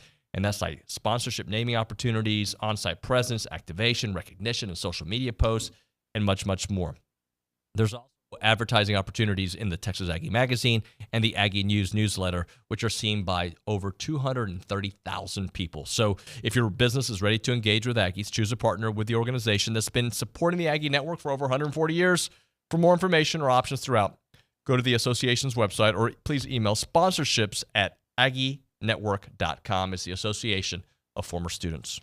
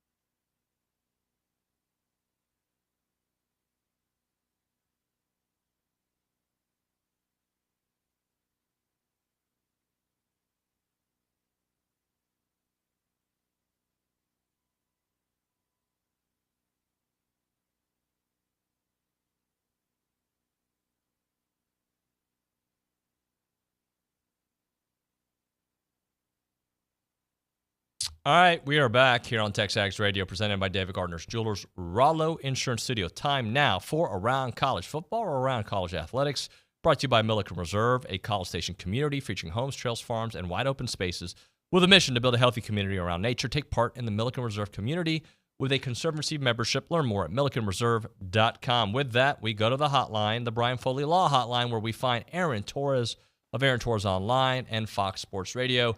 AT, good morning, buddy. It's been a couple of weeks. Yeah. Sorry about last week. Was in your time zone, actually, but was up doing work until pretty late, and I turned off the alarm, and I was out of the routine, and I missed you last week. But, hey, you guys got a new football coach. Have we talked since Elko got hired? I don't think we have. Buddy, I don't think we've spoken since the Alamo. It's been that long. It's been a minute. It's been a few weeks at least. So wow. Yeah. Okay. Yeah, well, all right. right. I'll tell you this, and I told you this off air, and I'm just going to say it, and I hope I don't offend anybody when I say it.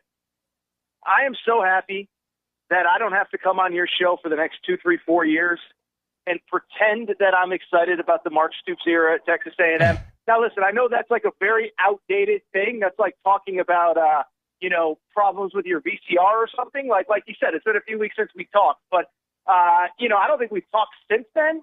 And I am so glad. I am just so glad, David Nuño. Listen, I know there's a lot of guys going in and out of the portal right now, but I think Elko was the right guy, is the right guy. And frankly, I just don't think Stoops was. So we could go whatever direction you want, but I am so glad I don't have to pretend to be excited about Mark Stoops for the next 2, 3, 4 years. AT, I got a couple of answers for you there. I do want to touch it for a second. So Mike Elko is the right hire. I'm excited about Mike Elko. I think this program has a higher upside with Mike Elko. All right, that's the Elko part of it. The Stoops part of it is this. I don't think it takes that much to be really good at Texas A&M. Right? Like I think it takes more to be bad at Texas A&M than it takes to be good at Texas A&M. So I think Mark Stoops would have been fine. He would have had a couple 9, 10-win seasons. I just don't think the upside is there, and I don't think the inspiration was there. It didn't make you good in the fields, and you needed to be good in the fields where you are right now. I think Elko satisfies all of that, and really the key is going to be the coaching staff he puts together, and so far I'm very intrigued. Colin Klein I like. I mean, they've made some other really nice hires. So you get the right hires, and even though it feels like everybody's going in the portal, like that's life in college football right now. Well, and, listen, I do think, this is part of players having more freedoms, if you will, is I don't think it's a bad – by the way, and I know you know this, and I think most college football fans that aren't super overreactionary understand this, is just because you enter the portal doesn't mean you're transferring. It just means that you're looking at your options. And I think that, much like a coach that has options at the end of the year, I think a player should look, especially when there's a new coaching staff. And I know Elko had ties to a lot of these kids from the recruiting process, but new coaching staff, not the guys you brought in. Pretty much, correct me on how many guys in that building are actually going to stay from last year. Obviously, we know E-Rob is out. We know Bobby Petrino is out. I will say, by the way, being at Arkansas the day Bobby Petrino was announced was a whirlwind in and of itself last week, but that's another conversation for another day. So the only point I'm trying to make is, like you said, he can be the right guy. You're always going to lose pieces.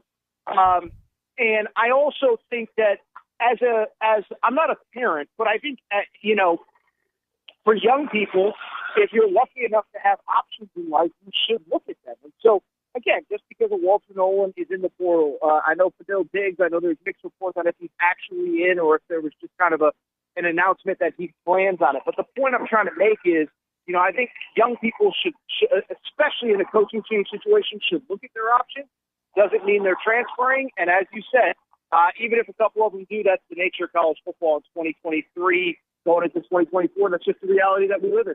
Hey, I'm reading Pete Thamel's report. Sources say Penn State defensive coordinator Manny Diaz has emerged as the focus of Duke's head coaching search, a decision expected in the next 24 hours. What do you think about that fit for Duke? Yeah.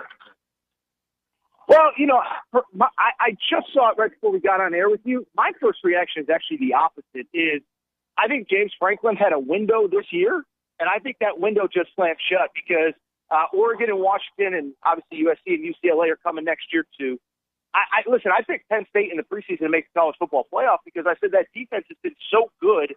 If you just get a little bit better quarterback play and an upgrade from Drew Aller from Sean Clifford, you have the potential to go 11-1, 12-0, and potentially be a college football playoff team. So I had Michigan winning the Big Ten, but then Penn State making it as an at-large.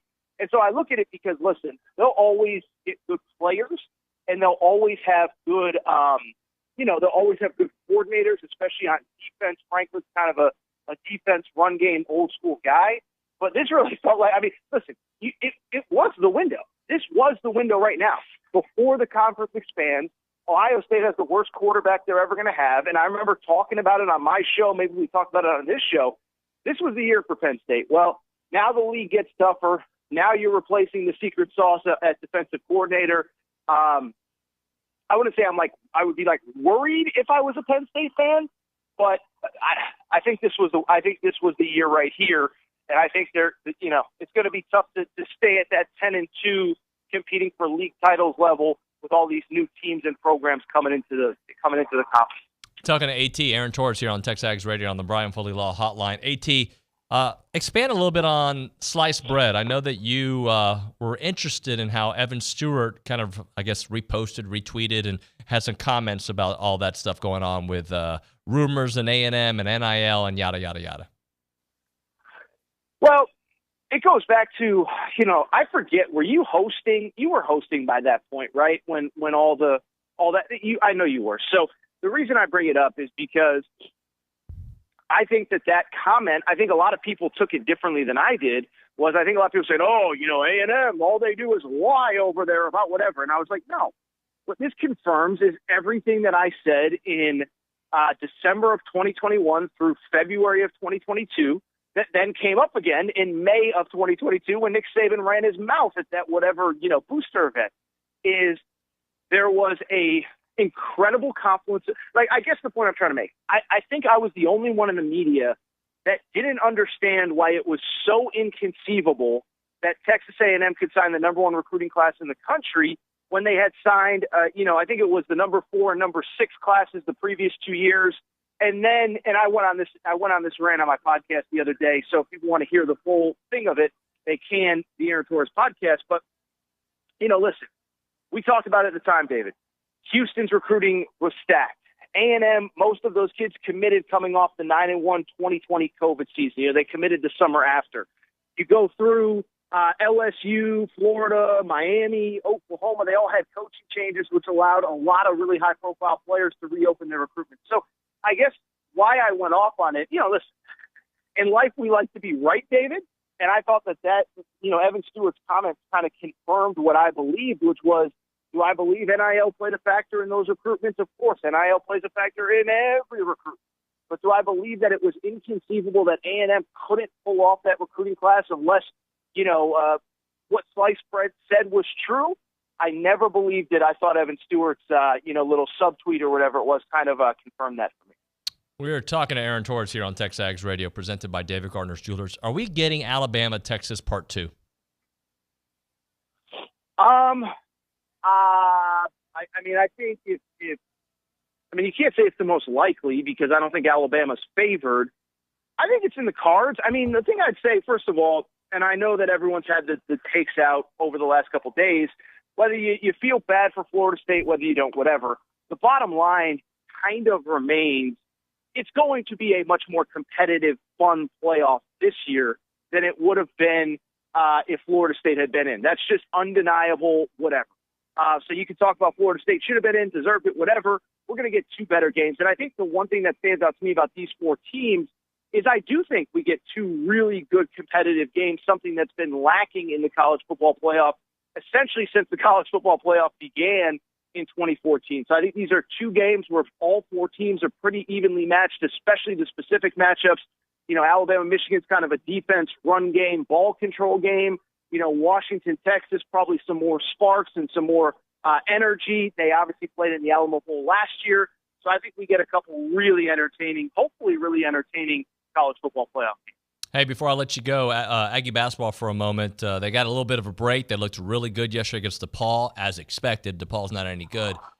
They've been playing without a couple dudes. This Memphis game over the weekend is going to be a big one. It's a big one, and Memphis is coming off a loss last Saturday at Ole Miss, where they were really in control for a big part. I was actually flying back, and I caught a lot of that game. I was flipping between that and the SEC championship game. And I just bring it up, maybe the Big 12 championship game, I can't remember. But I bring it up because that was a game that I think Memphis thinks that they feel like they should have won. So you're going to get the best effort from them. Obviously, the Aggies, listen, man, they are who we thought they were. They're playing really well. This is the gift of, retaining a lot of your players in the college basketball offseason. As a UConn alum, it allowed my Huskies to kind of really start off strong last year. Same with the Aggies. But it's going to be a really good game. I think both those teams are top 25 teams, even though Memphis isn't technically in the top 25. And I'm excited, obviously, to get a better look at the Aggies. I know they played in the Orlando tournament. But obviously, man, SEC play here is starting in like 2 weeks. So you kind of got to continue to build that resume, but then also get ready because, the SEC, even though some of those teams have been struggling, we know that league will be a gauntlet. Aaron, we appreciate it, brother. Thanks so much. No problem, David. Thank you. Have a great day. Later, buddy. Aaron Torres there on the Brian Foley Law Hotline. Appreciate his time here on the program. All right, let's do this. Let's hit a break. When we come back, I don't know if you want to call in, you can call in. We'll get to some text messages. We'll make it an open segment. In fact, we should probably hear from Elijah Robinson. We were going to do it yesterday, but it got so crazy. Let's hear a little bit from Elijah coming back. That and more is TexAgs Radio.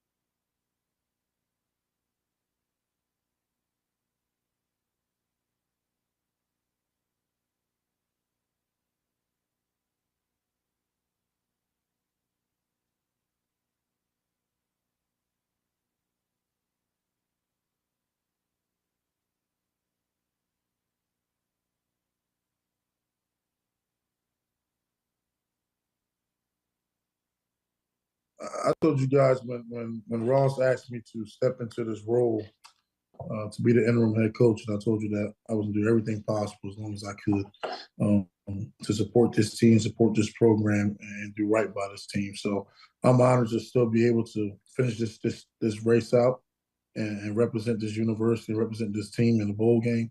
I'm looking forward to it. Now, as far as guys playing in the bowl, that's the conversation we got to continue to have. And one thing I can say is this, is going back to how important this program is and how much these kids love this program. So far, it doesn't seem like there's been a bunch of guys jumping into the portal, okay? And I'm really proud of the guys for taking the time to give Coach Elko an opportunity to build his staff and get the chance to see exactly who's going to be coaching those guys. So I encourage those guys to continue to do that. I know there's a few guys injury-wise. I don't know what their plans are as far as getting surgery now or what. or is there older guys that's going to prepare for the next level? I do not know that or have the answers to that. But as soon as I get back in town, I will try to get a number on what we have available for the bowl game. Elijah Robinson, all class. Obviously, he said those comments before the mass exodus the last 48 hours. I guess he did that on Monday. Am I right about that, Nick? It was Monday that maybe it was Tuesday. It was Tuesday, yeah. Tuesday. All right, so it's been a couple days since he made those comments. But all class, love that dude. I hope he does well. Wish he didn't leave, but hey, we all don't get to do our other people's journey. So he's got to do his journey, what he feels like is right for him. How I butchered that. Philosophical for you, David. Is that a Nuñoism? No. You know what a Nuñoism is. I don't know. I mean. It is, but it isn't. But it is. But it isn't. But it isn't. Logan Lee. Will have radio call me? Yes, I will, Logan Lee. He's here, but not here. That's a Nuñoism. You're Nick. I am. That's just the facts. All right. We will get Logan on the phone when we come back and chit-chat all things basketball. Then the fan show after that. You are listening to your favorite TexAgs radio program of the morning. TexAgs Radio, presented by David Gardner's Jewelers, Rollo Insurance Studio. We'll be back.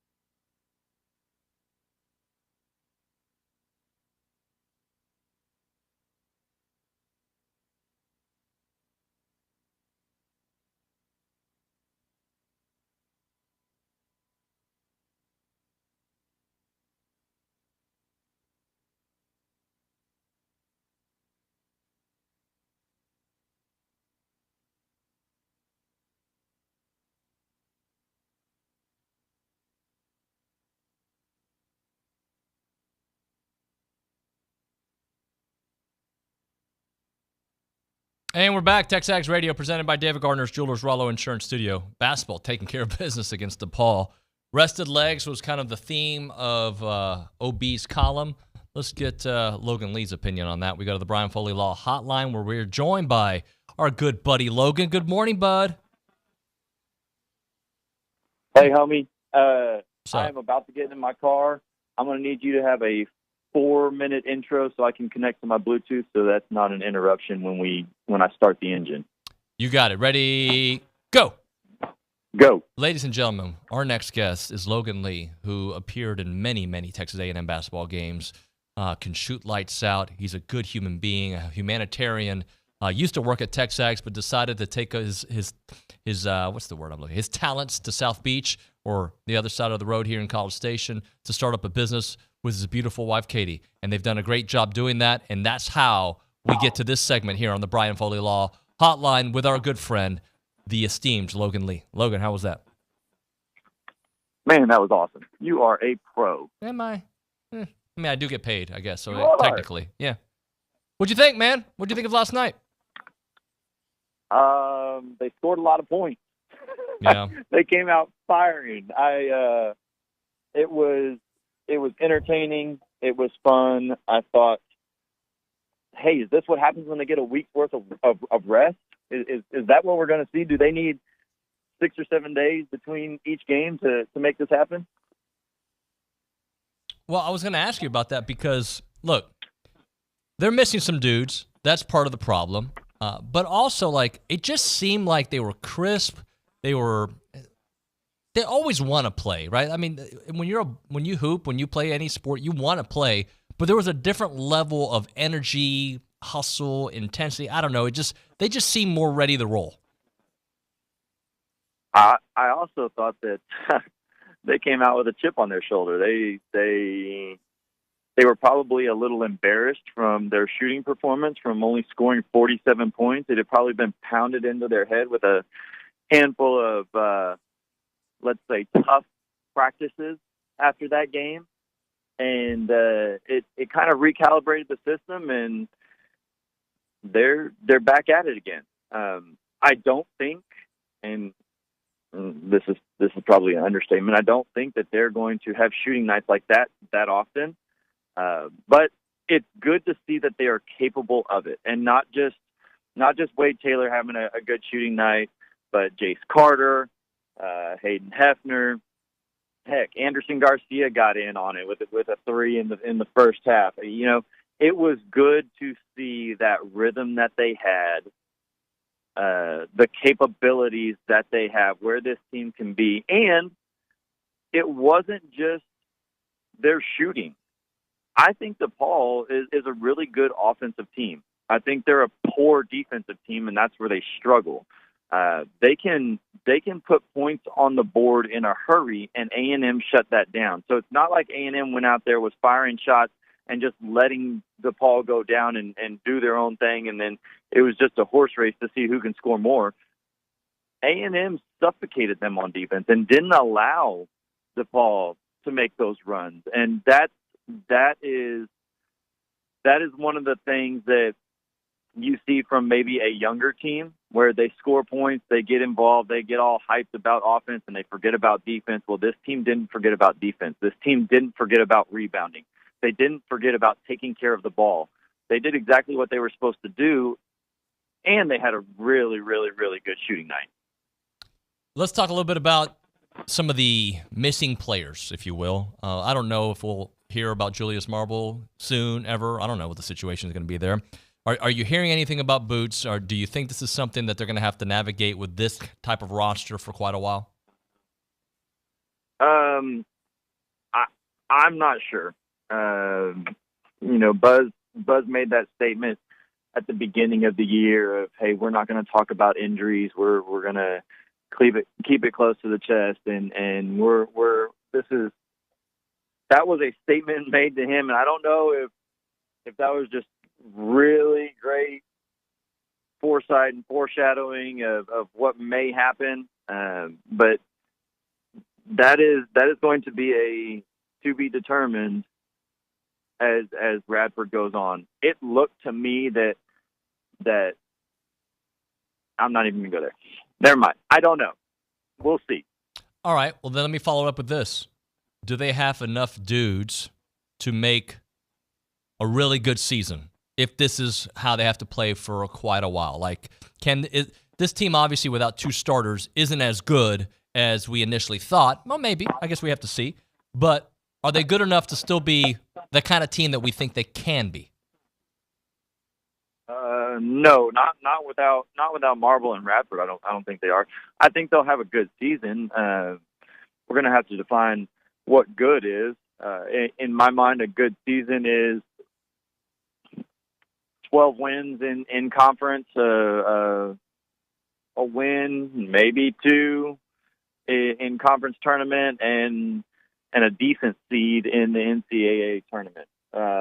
I would still consider it a good season if they lost in the conference tournament and still got a good seed in. If they lost their first game in the conference tournament and they got a good seed in March for March Madness, but I think that team, the team that has right now, that is on the floor right now, I think that they could possibly do that. Without Radford, that would be tough. That would be I think if Radford doesn't come back and Marble doesn't get to play, and you tell me that they win 12 games in conference and make the tournament, I'd be like, wow, that's a really good year for them, because those are 2 big pieces of the puzzle that they were missing. Radford comes back and Marble doesn't. I think they can win 12 games and still have a good seed in the tournament. Marble comes back and he's playing and Radford's playing as well. I think they're a 14-win team in conference. They make a run in the conference tournament, and they get a really good seed in March. Talking to Logan. Those are my expectations. I don't know if I rambled too much. No, that's all right. I mean, we all ramble. It's part of a talk show. We got 3 hours to talk, man. Look, I think if there's anything good coming out of this is young players getting some minutes. I wish it didn't come potentially against Memphis and Houston, but I mean, yesterday against the DePaul team, it allowed Bryce Lindsey to play a little bit more. I like that. It allowed Jace Carter to feel a little bit more part of the action. We still need to see what Eli Lawrence can turn into, but if there's anything good coming out of it, that is, I guess, some of the good. Absolutely. These youngsters and these transfers need as many minutes as possible right now. I think Manny needs as many minutes as possible right now to get him to where I think he could be. What frustrated me a little was to see Manny and Bryce Lindsey play at the same time and Manny bringing the ball at the court. I want to see the ball in Bryce's hands as much as possible, organizing the team, getting them set, running what he needs to run. I know that his head has been spinning because there's so much a lead guard needs to learn and do. But towards the end of the game, he did take that lead spot, and I don't know if that was just because in the beginning when Manny had the ball, that's because there's positionless basketball, and Manny was the closest one, and he's the one that got it and brought it up the court. But I want to see Bryce Lindsey and his minutes be meaningful minutes at the point. That's where he is going to lead this team in the future. So put him there now and let him learn.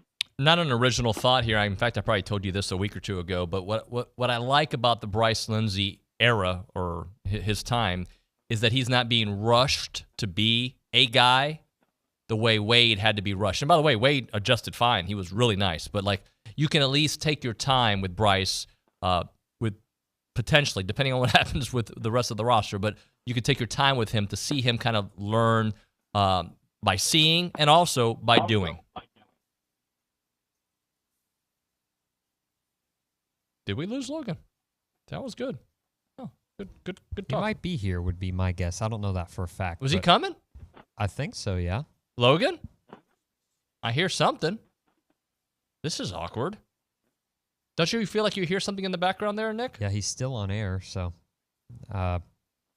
probably hang up on him and call him back would be the best bet there. Yeah, I don't want to do a welfare check on him, but, Logan Lee.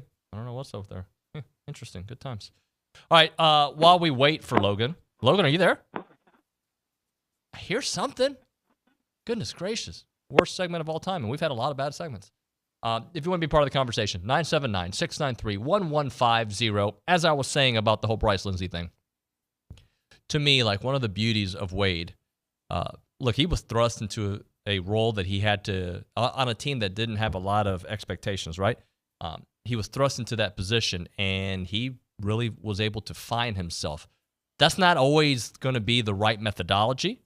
I like that they don't have to do that with Bryce Lindsey. I like that they are using him, and he's getting some opportunities. Unfortunately, it comes at the expense of not having your whole roster ready to roll, but I do like that part of it. Look, these next 2 games, ideally, you've got the rest of your crew, but that doesn't seem like it's going to happen. And I don't know what the practice situation is, even if Boots was able to go, if he'd be able to. My Comrex is not working, guys, so I don't know what the deal is. Let's see if I can pick up Logan Lee here on the program. Logan, are you there, buddy? I'm here, man. You don't have to do any welfare checks on me. I've So been you hearing heard everything you're saying. Well, it was you were gone. I was not gone. I am here, and it's not the worst segment of all time because I'm back, baby. Hey, actually, that's what I was alluding to. Hey, anyway, just kidding, Logan. I was just saying that at least Bryce doesn't have to feel like he's got to be the guy. He can kind of work his way into being a guy here over the next year and a half. No, I love the fact that they're giving him some opportunities, and he doesn't have to be thrown in the fire. Some people don't find success when they get tossed in the fire and have to learn on the go. I don't know if that's Bryce Lindsey or not, but the good thing is he's got a bunch of good basketball players to watch and learn from, and then grow his game and morph it into whatever his strengths are as a player. So this is a good opportunity for him. Talking to Logan Lee here on TexAgs Radio, presented by David Gardner's Jewelers. How about this team? And look, I don't expect the shooting that we saw yesterday very often. That was just ridiculous. But how much better are they when they're not rushing shots? 1,000 times better. I mean, look at the difference between the Virginia game and the DePaul game. You said it first. You're not going to see a shooting night like that every given night. That's just not going to happen, especially from this team. But it's good for them to see the ball go through the basket and get a feel and get back to, hey, we made a ton of shots. Let's replicate that. Let's continue to strive to do that. And so now they have a feel for what it is and what they need to do to get those shots. However, there's going to be a happy medium, because you saw what happened to their shooting performance, one, against Virginia, who is one of the best defensive teams in the country, obviously, especially on court. You mix in some travel days and some tired legs, and you get the 47-point outcome that A&M had against Virginia. But, two, DePaul doesn't have great defense. And so it was good that A&M took advantage of that, because the worst thing that could have happened was you play a bad DePaul team, and let's say a poor defensive team in DePaul. I think their offense can catch fire at any given time. But a poor defensive team in DePaul and a bad shooting night, and all of a sudden you start having question marks in the locker room as to what are we doing? Why? Maybe he can't make a shot. What do you like from Jace Carter? Many times as it did against DePaul, especially after the Virginia game. Lost you for a quick second, Logan. What do you like from Jace Carter? I love his shooting form. Every time he shoots the ball, it looks like it's going in. It feels like it's going in. He's not the shooter that Josh Carter was or is. Josh, I'm not going to say you can't shoot the ball anymore, but that he was when he was at A&M. But his form is so pretty, and it is the same release every time he shoots the ball, no matter if it's from 12 feet, no matter if it's from 30 feet, no matter if he's wide open or if there is a defender on him. His form is pure every time, and I really like that. The other thing that I like about Jace, I think he is a underappreciated rebounder, and you will see that when he gets more minutes and when all the roles get settled and A&M really gets into their flow, you're going to see him as a really good rebounder. What about Eli Lawrence? We really haven't felt his impact that much this year so far. Is he somebody that you think with time will kind of get more minutes? Yeah, I think he's going to win a couple of games for A&M. He may not be a consistent factor in every single game, but I think he's going to win a couple of games for A&M because he's going to get hot. He's going to find his rhythm in a game. Right now he's very streaky, but his athleticism, his ability to slash and get to the basket, along with, I think, a good outside shot. I don't think he's a great shooter, but I think he's a good shooter. That combination of his ability to make shots and get to the bucket is going to win A&M games, especially when Buzz finds a matchup for him to extort and really be productive for the Aggies. By the way, a year ago, right around this time, I don't think Anderson Garcia was the Anderson Garcia that we know. It took some time. It took a little bit of just playing under the Buzz system. In fact, minutes-wise, he wasn't. It was when SEC play started where he really took his game to another level and became like a fixture in the Aggies lineup. I think that is part of the conversation that some of these younger players, or new players, I should say, sometimes it just takes kind of micro seasons inside of the big season for them to find their way. Absolutely. I am, every time I see Anderson Garcia play, I think, wow, where he added something else to it. He's continuously getting better. And I think that's what you're going to see from Jace Carter. You're going to see that from Eli Lawrence. I think you're going to see that from Wade Taylor, to be honest. I don't think he's figured out the magnitude that defense has put on him. He still struggles with that, and once he figures that out and he is able to adjust to the way defenses are focusing on him for 40 minutes a game, I think you're going to see his growth. And I know Buzz and his staff are working with Wade on that realization. So you're going to see a lot of growth out of Wade. This entire team grows. You know how this team is. Yeah. The last 4 years, they've had some head scratchers in non-conference, and you're wondering what in the world is going on.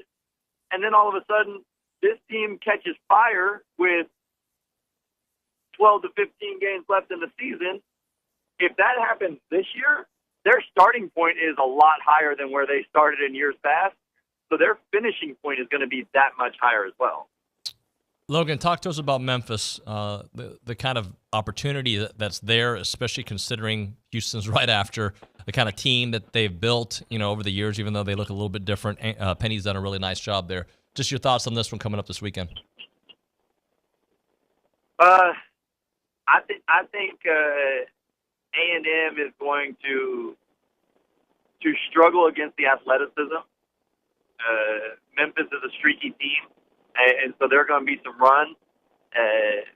But when I say struggle with their athleticism, it's only because they may not have seen this athletic talent before this season and to this point right now. So they're going to have to adjust. They're going to have to figure it out.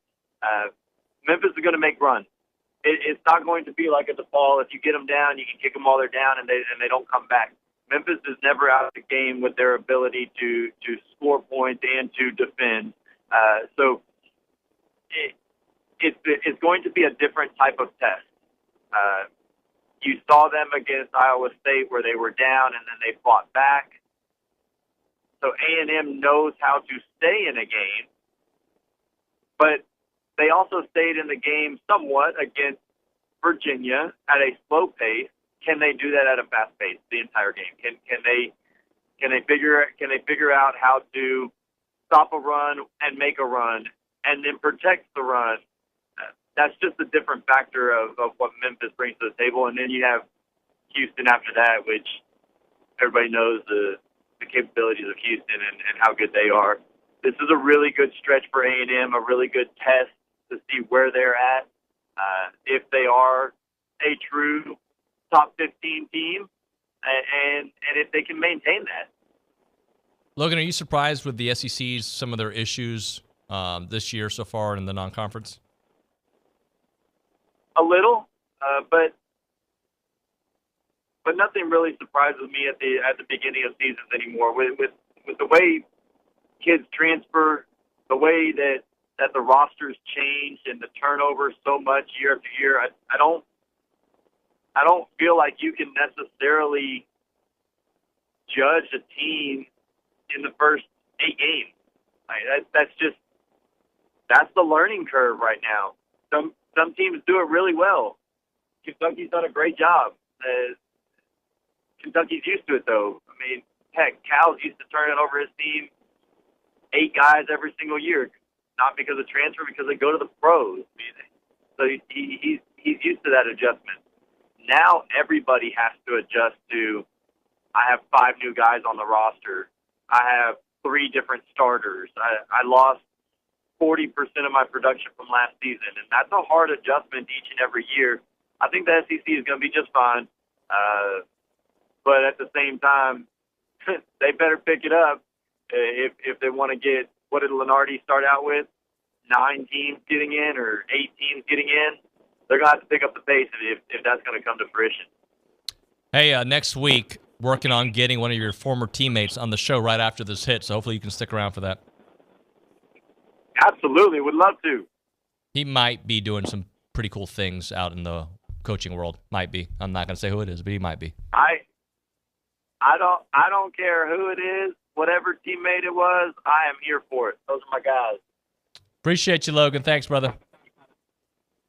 Yeah, Daniel. Sorry I couldn't make it in the studio. I got caught up in a meeting, and I'm just trying to make the phones work. You got it, man. Hey, no worries at all. Talk to you soon. All right, brother. See you. Later. Logan Lee there on the Brian Foley Law Hotline. Appreciate his time here on the program. It's not letting me hang up for some reason, guys, so it is what it is. Right now, we're going to hit a break. When we come back, we'll have an open segment. That'll be followed by the fan show. But you know what? While we're at it, let's do this. Let's have caller number 1. We're going to give you a free car wash from Aggieland Express Car Wash in South College Station. It's off of William D. Fitch in Greens Prairie. They're Aggie owned and operated with the friendliest staff and a personal touch. They offer a monthly membership. We'll give the first caller a free car wash right now from Aggieland Express in South College Station. 979-693-1150.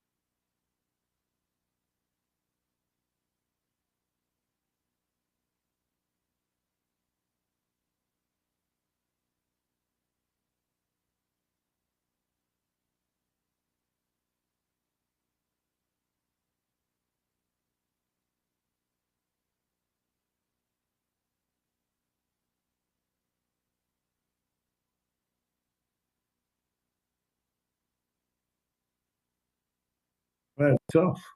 It was tough. You talk about relationships, great relationships with guys on the team, great relationship with the staff. I told you guys before, my family loves it at Texas A&M. They love College Station, but these opportunities don't come often, and I had an opportunity to come to Syracuse and call the defense. When you become an interim and there's a search for who can be a head coach, sometimes they say they want more experience. This gives me an opportunity to get that experience. This gives me an opportunity to call it, and be able to work with a close friend that I grew up with. And again, if it was not for that unique situation, I think I'll still be here, but I had an opportunity to call the defense here and an opportunity to do it with a close friend. And that ultimately came down to the decision to get that experience to ultimately one day remove the interim tag to be a head coach. Elijah Robinson there on Tuesday talking about how hard of a decision it was for him. He says his family loves College Station. Well, everybody who comes here ends up loving it. It's TexAgs Radio presented by David Gardner's Jewelers, Rollo Insurance Studio. Let's go to the Angry Elephant News and Social Center. Dave in the Pacific Northwest has an interesting thought here. Leanna? Yes, so he says, reading the YouTube chat, I have a dose of hard reality for anyone who thinks A&M and TU can both be top programs. In our combined history, both teams have finished ranked in the same final AP poll a total of 13 times. They've both finished in the top 10 of the same final AP poll once, 1941. They have never both finished in the top 5 of the final poll. For one to succeed, the other must fail.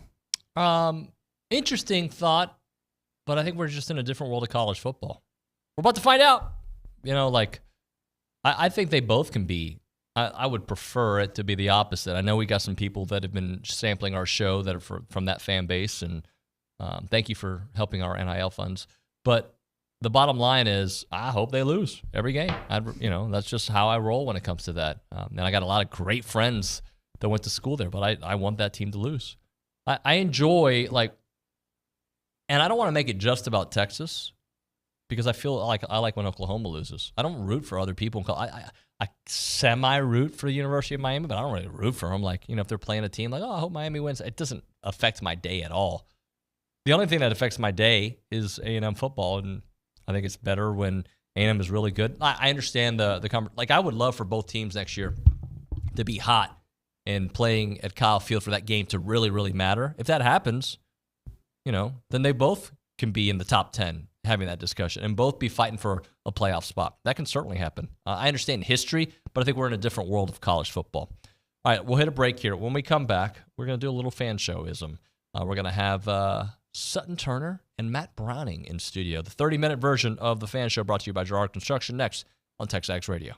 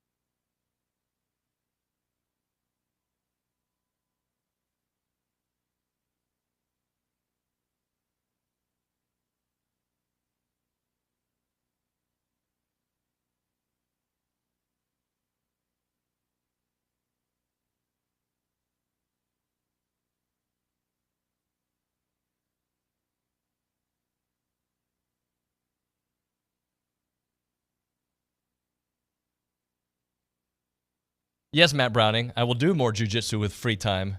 One day. At my friends at Brazos Valley MMA. I will fight those people who say mean words on the social channels. It's TexAgs Radio. We are presented by David Gardner's Jewelers. I really won't fight you. Presented by David Gardner's Jewelers, Rollo Insurance Studios. Time for the fan show presented by Gerard Construction.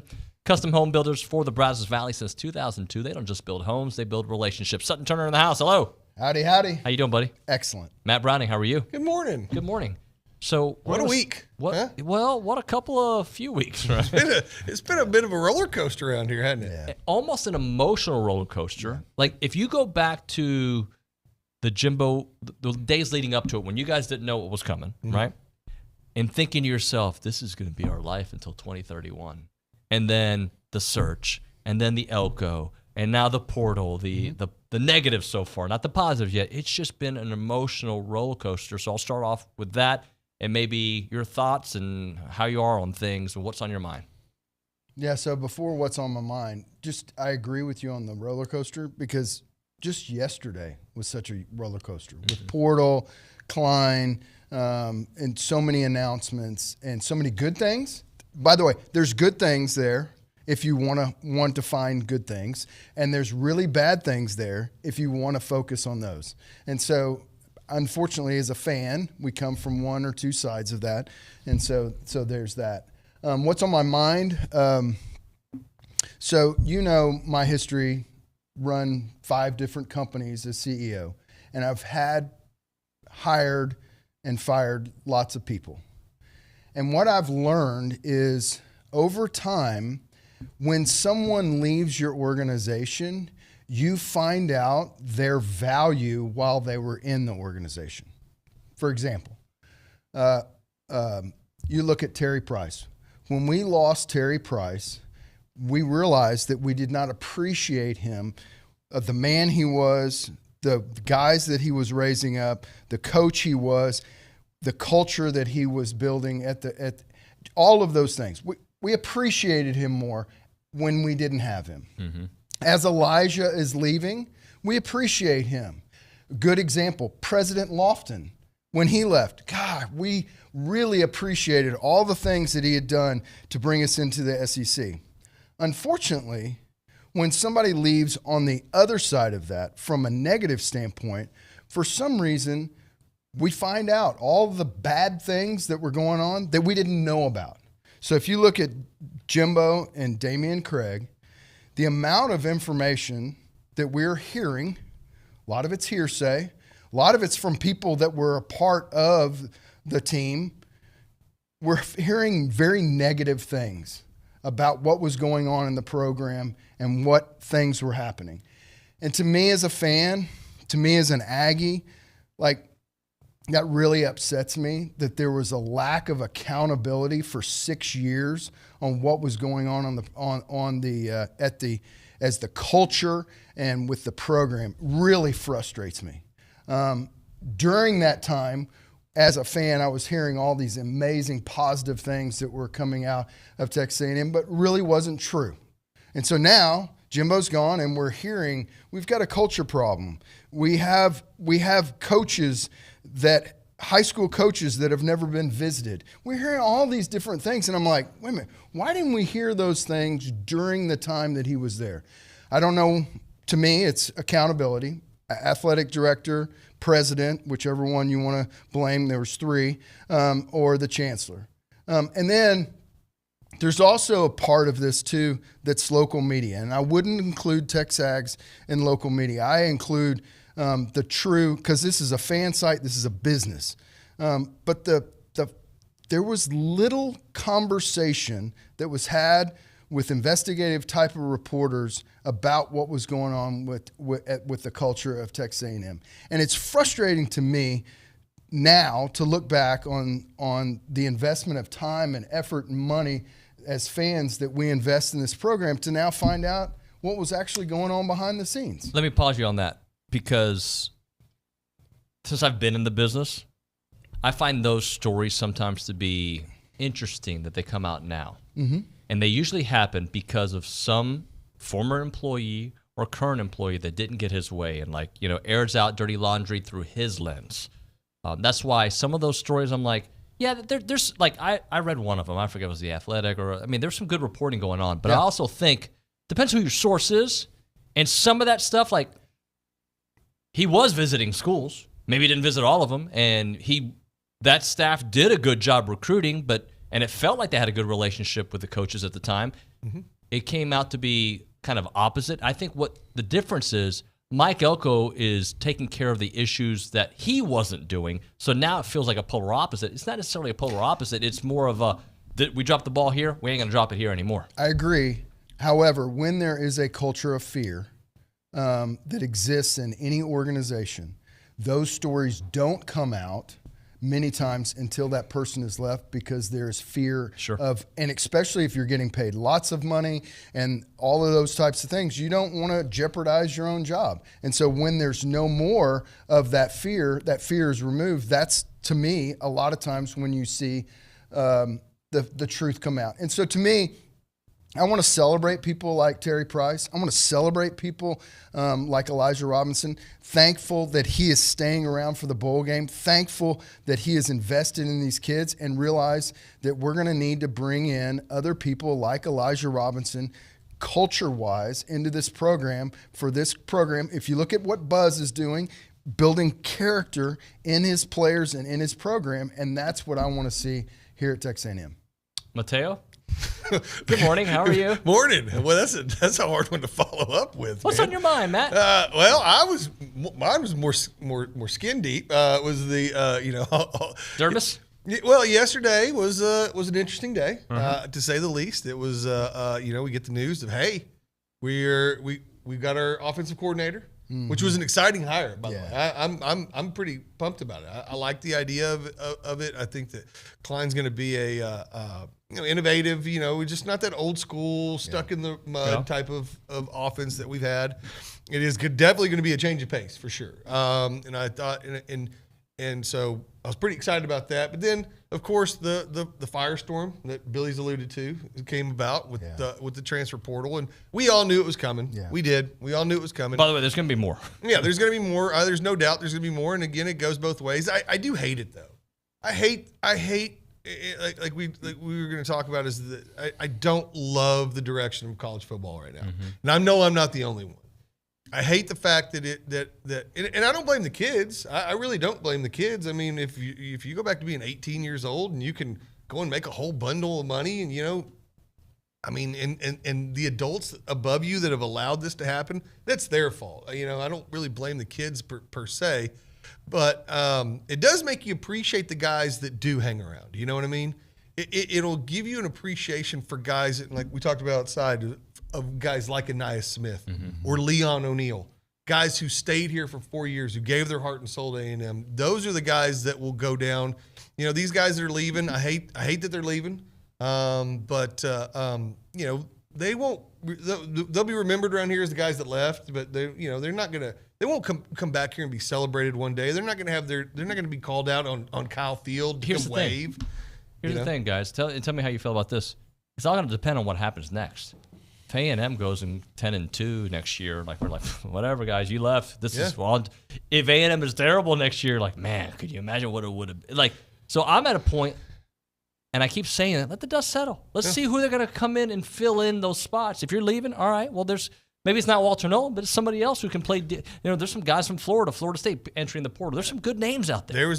By the way, there's an article out about that Outkick did this morning, came out, and it's talking about how there are guys, and it's not A&M per se. He didn't quote any. He didn't call out any schools. He didn't call out any specific players, but he has multiple across the nation of guys that will literally threaten to go into the portal so they can get a bag.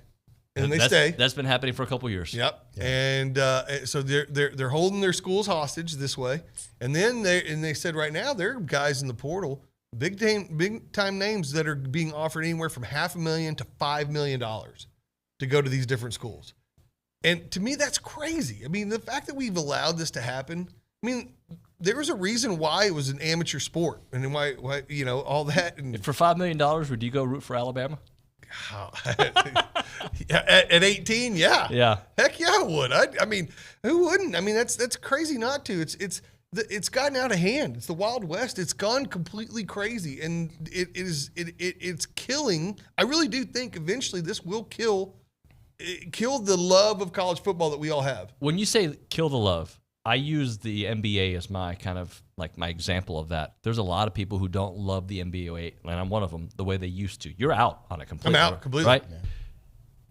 But I still think there will be a following. It's just not the same college football that we love. It's not. If you go and like, I love those videos. There's these reaction videos of people like in Europe that watch like college football atmosphere videos, you know, and they're blown away by it. It's like European soccer. It's how the passion that they have for the same passion does not exist for the NFL that it does for college football. The same passion doesn't exist for the NBA. College football is our version of European soccer. Yep. We are passionate about college football, but I'm telling you, this type of stuff is going to deter people from that same type of passion. Hold that thought. Let me ask you, Sutton. But if you're winning, do you feel the same way? Yeah, I mean, if A&M's right now one of the 4 teams in the playoffs, right? They're Texas, not Texas. It's Texas A&M, not Texas. Are we still thinking the same way? Well, I don't think we can go back. This isn't the early 90s that I remember with the Wrecking Crew defense that RC led. We can't go back. And that's what I think a lot of fans, they want to rewind the clock and go back to the way it used to be. And that's never going to happen. And so the new norm is probably 32 teams.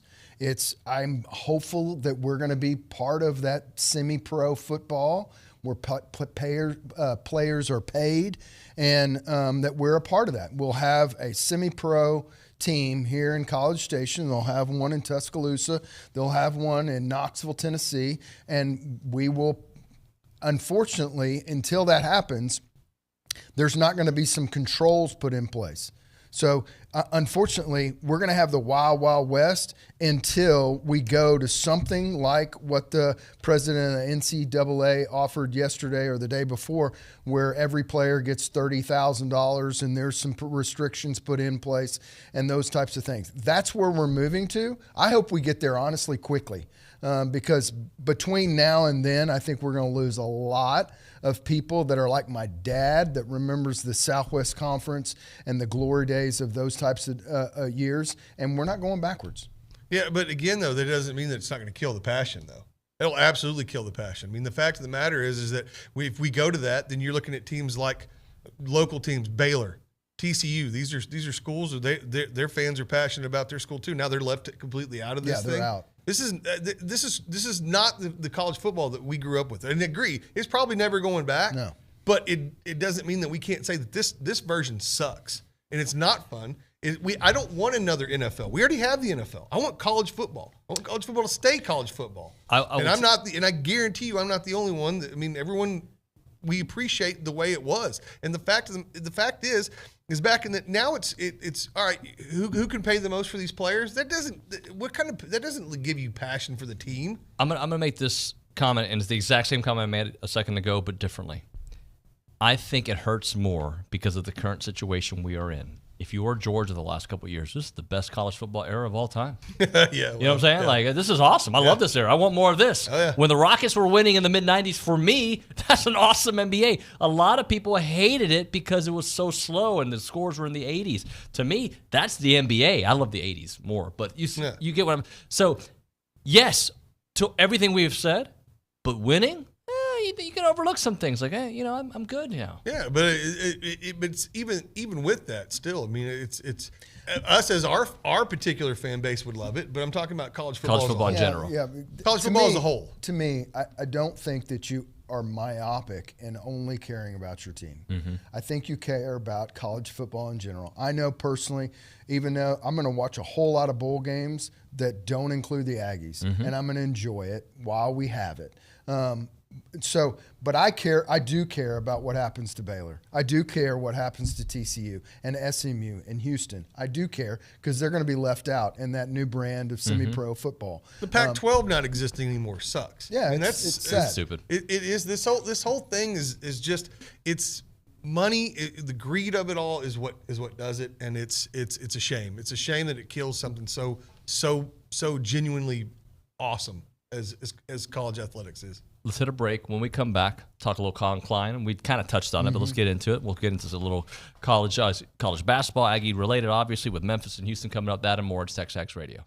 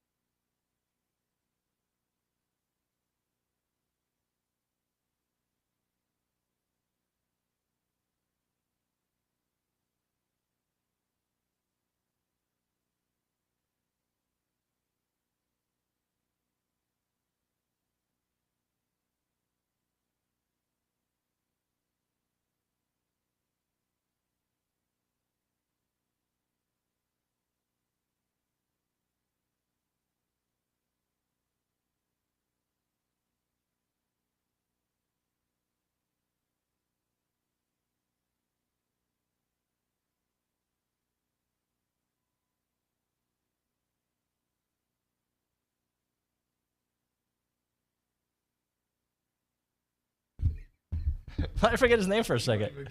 No, I do care. What's his name? Jokic. Jokic. Yeah, the Joker. Jokic? Yeah, the Joker. He's the best player in basketball. He was the MVP last year. No, last year, excuse me, it was Embiid, but it should have been Jokic. I've been out since 2015. Yeah, you don't watch at all. Yeah. At all. The Joker is kind of like, who does he remind me of? What's his name from the Angels? Like, he's just like a superstar that not a lot of people talk about. Huh. Like Tim Duncan. Yeah, Mike Trout, thank you. TexAgs Radio, presented by David Gardner. Yeah, I think Duncan got a little bit more play. Probably. We're presented by David Gardner's Jewelers. We're here in the Rollo Insurance Studio. It's the Fan Show presented by... Gerard Construction? You had to ask a question the way you said that. Yes, Gerard Construction. Kelly Adams, hello, buddy. All right, guys, I teased it a second ago. Let's just, for a moment, Mike Elko's future will not only be tied to the way his system, how detail-oriented he is, but the assistance he adds. Mm-hmm. The more research I do on these guys, and I don't psychoanalyze it until I start seeing some final names. I am super excited about the guys he's putting together. And Colin Klein is the first real big name that people I think can, I remember him. Oh, yeah, absolutely. I think and again, with the assistants, I think it's far more important to get the right hire than a quick hire, right? I mean, the portal is. I know we were kind of in a hurry because we were trying to beat the portal, but at this point, I think that especially in college game today, with how fickle some of the talent on the field can be, that you got to get the right hire. So take your time. Let's get the right DC. But I love Colin Klein. I think that's a great. I think it's a really cool name. It's a young, innovative guy that is going to be. I mean, we're talking about. It's exciting for us because it's the polar opposite of what we've had, and so, and it's neat that most of these guys I think we had two offensive players enter the portal yesterday. One, we knew Jake was going to go wherever Max goes. Yep. I mean, he committed to LSU because Max was there. He decommitted, came to A&M because Max is there.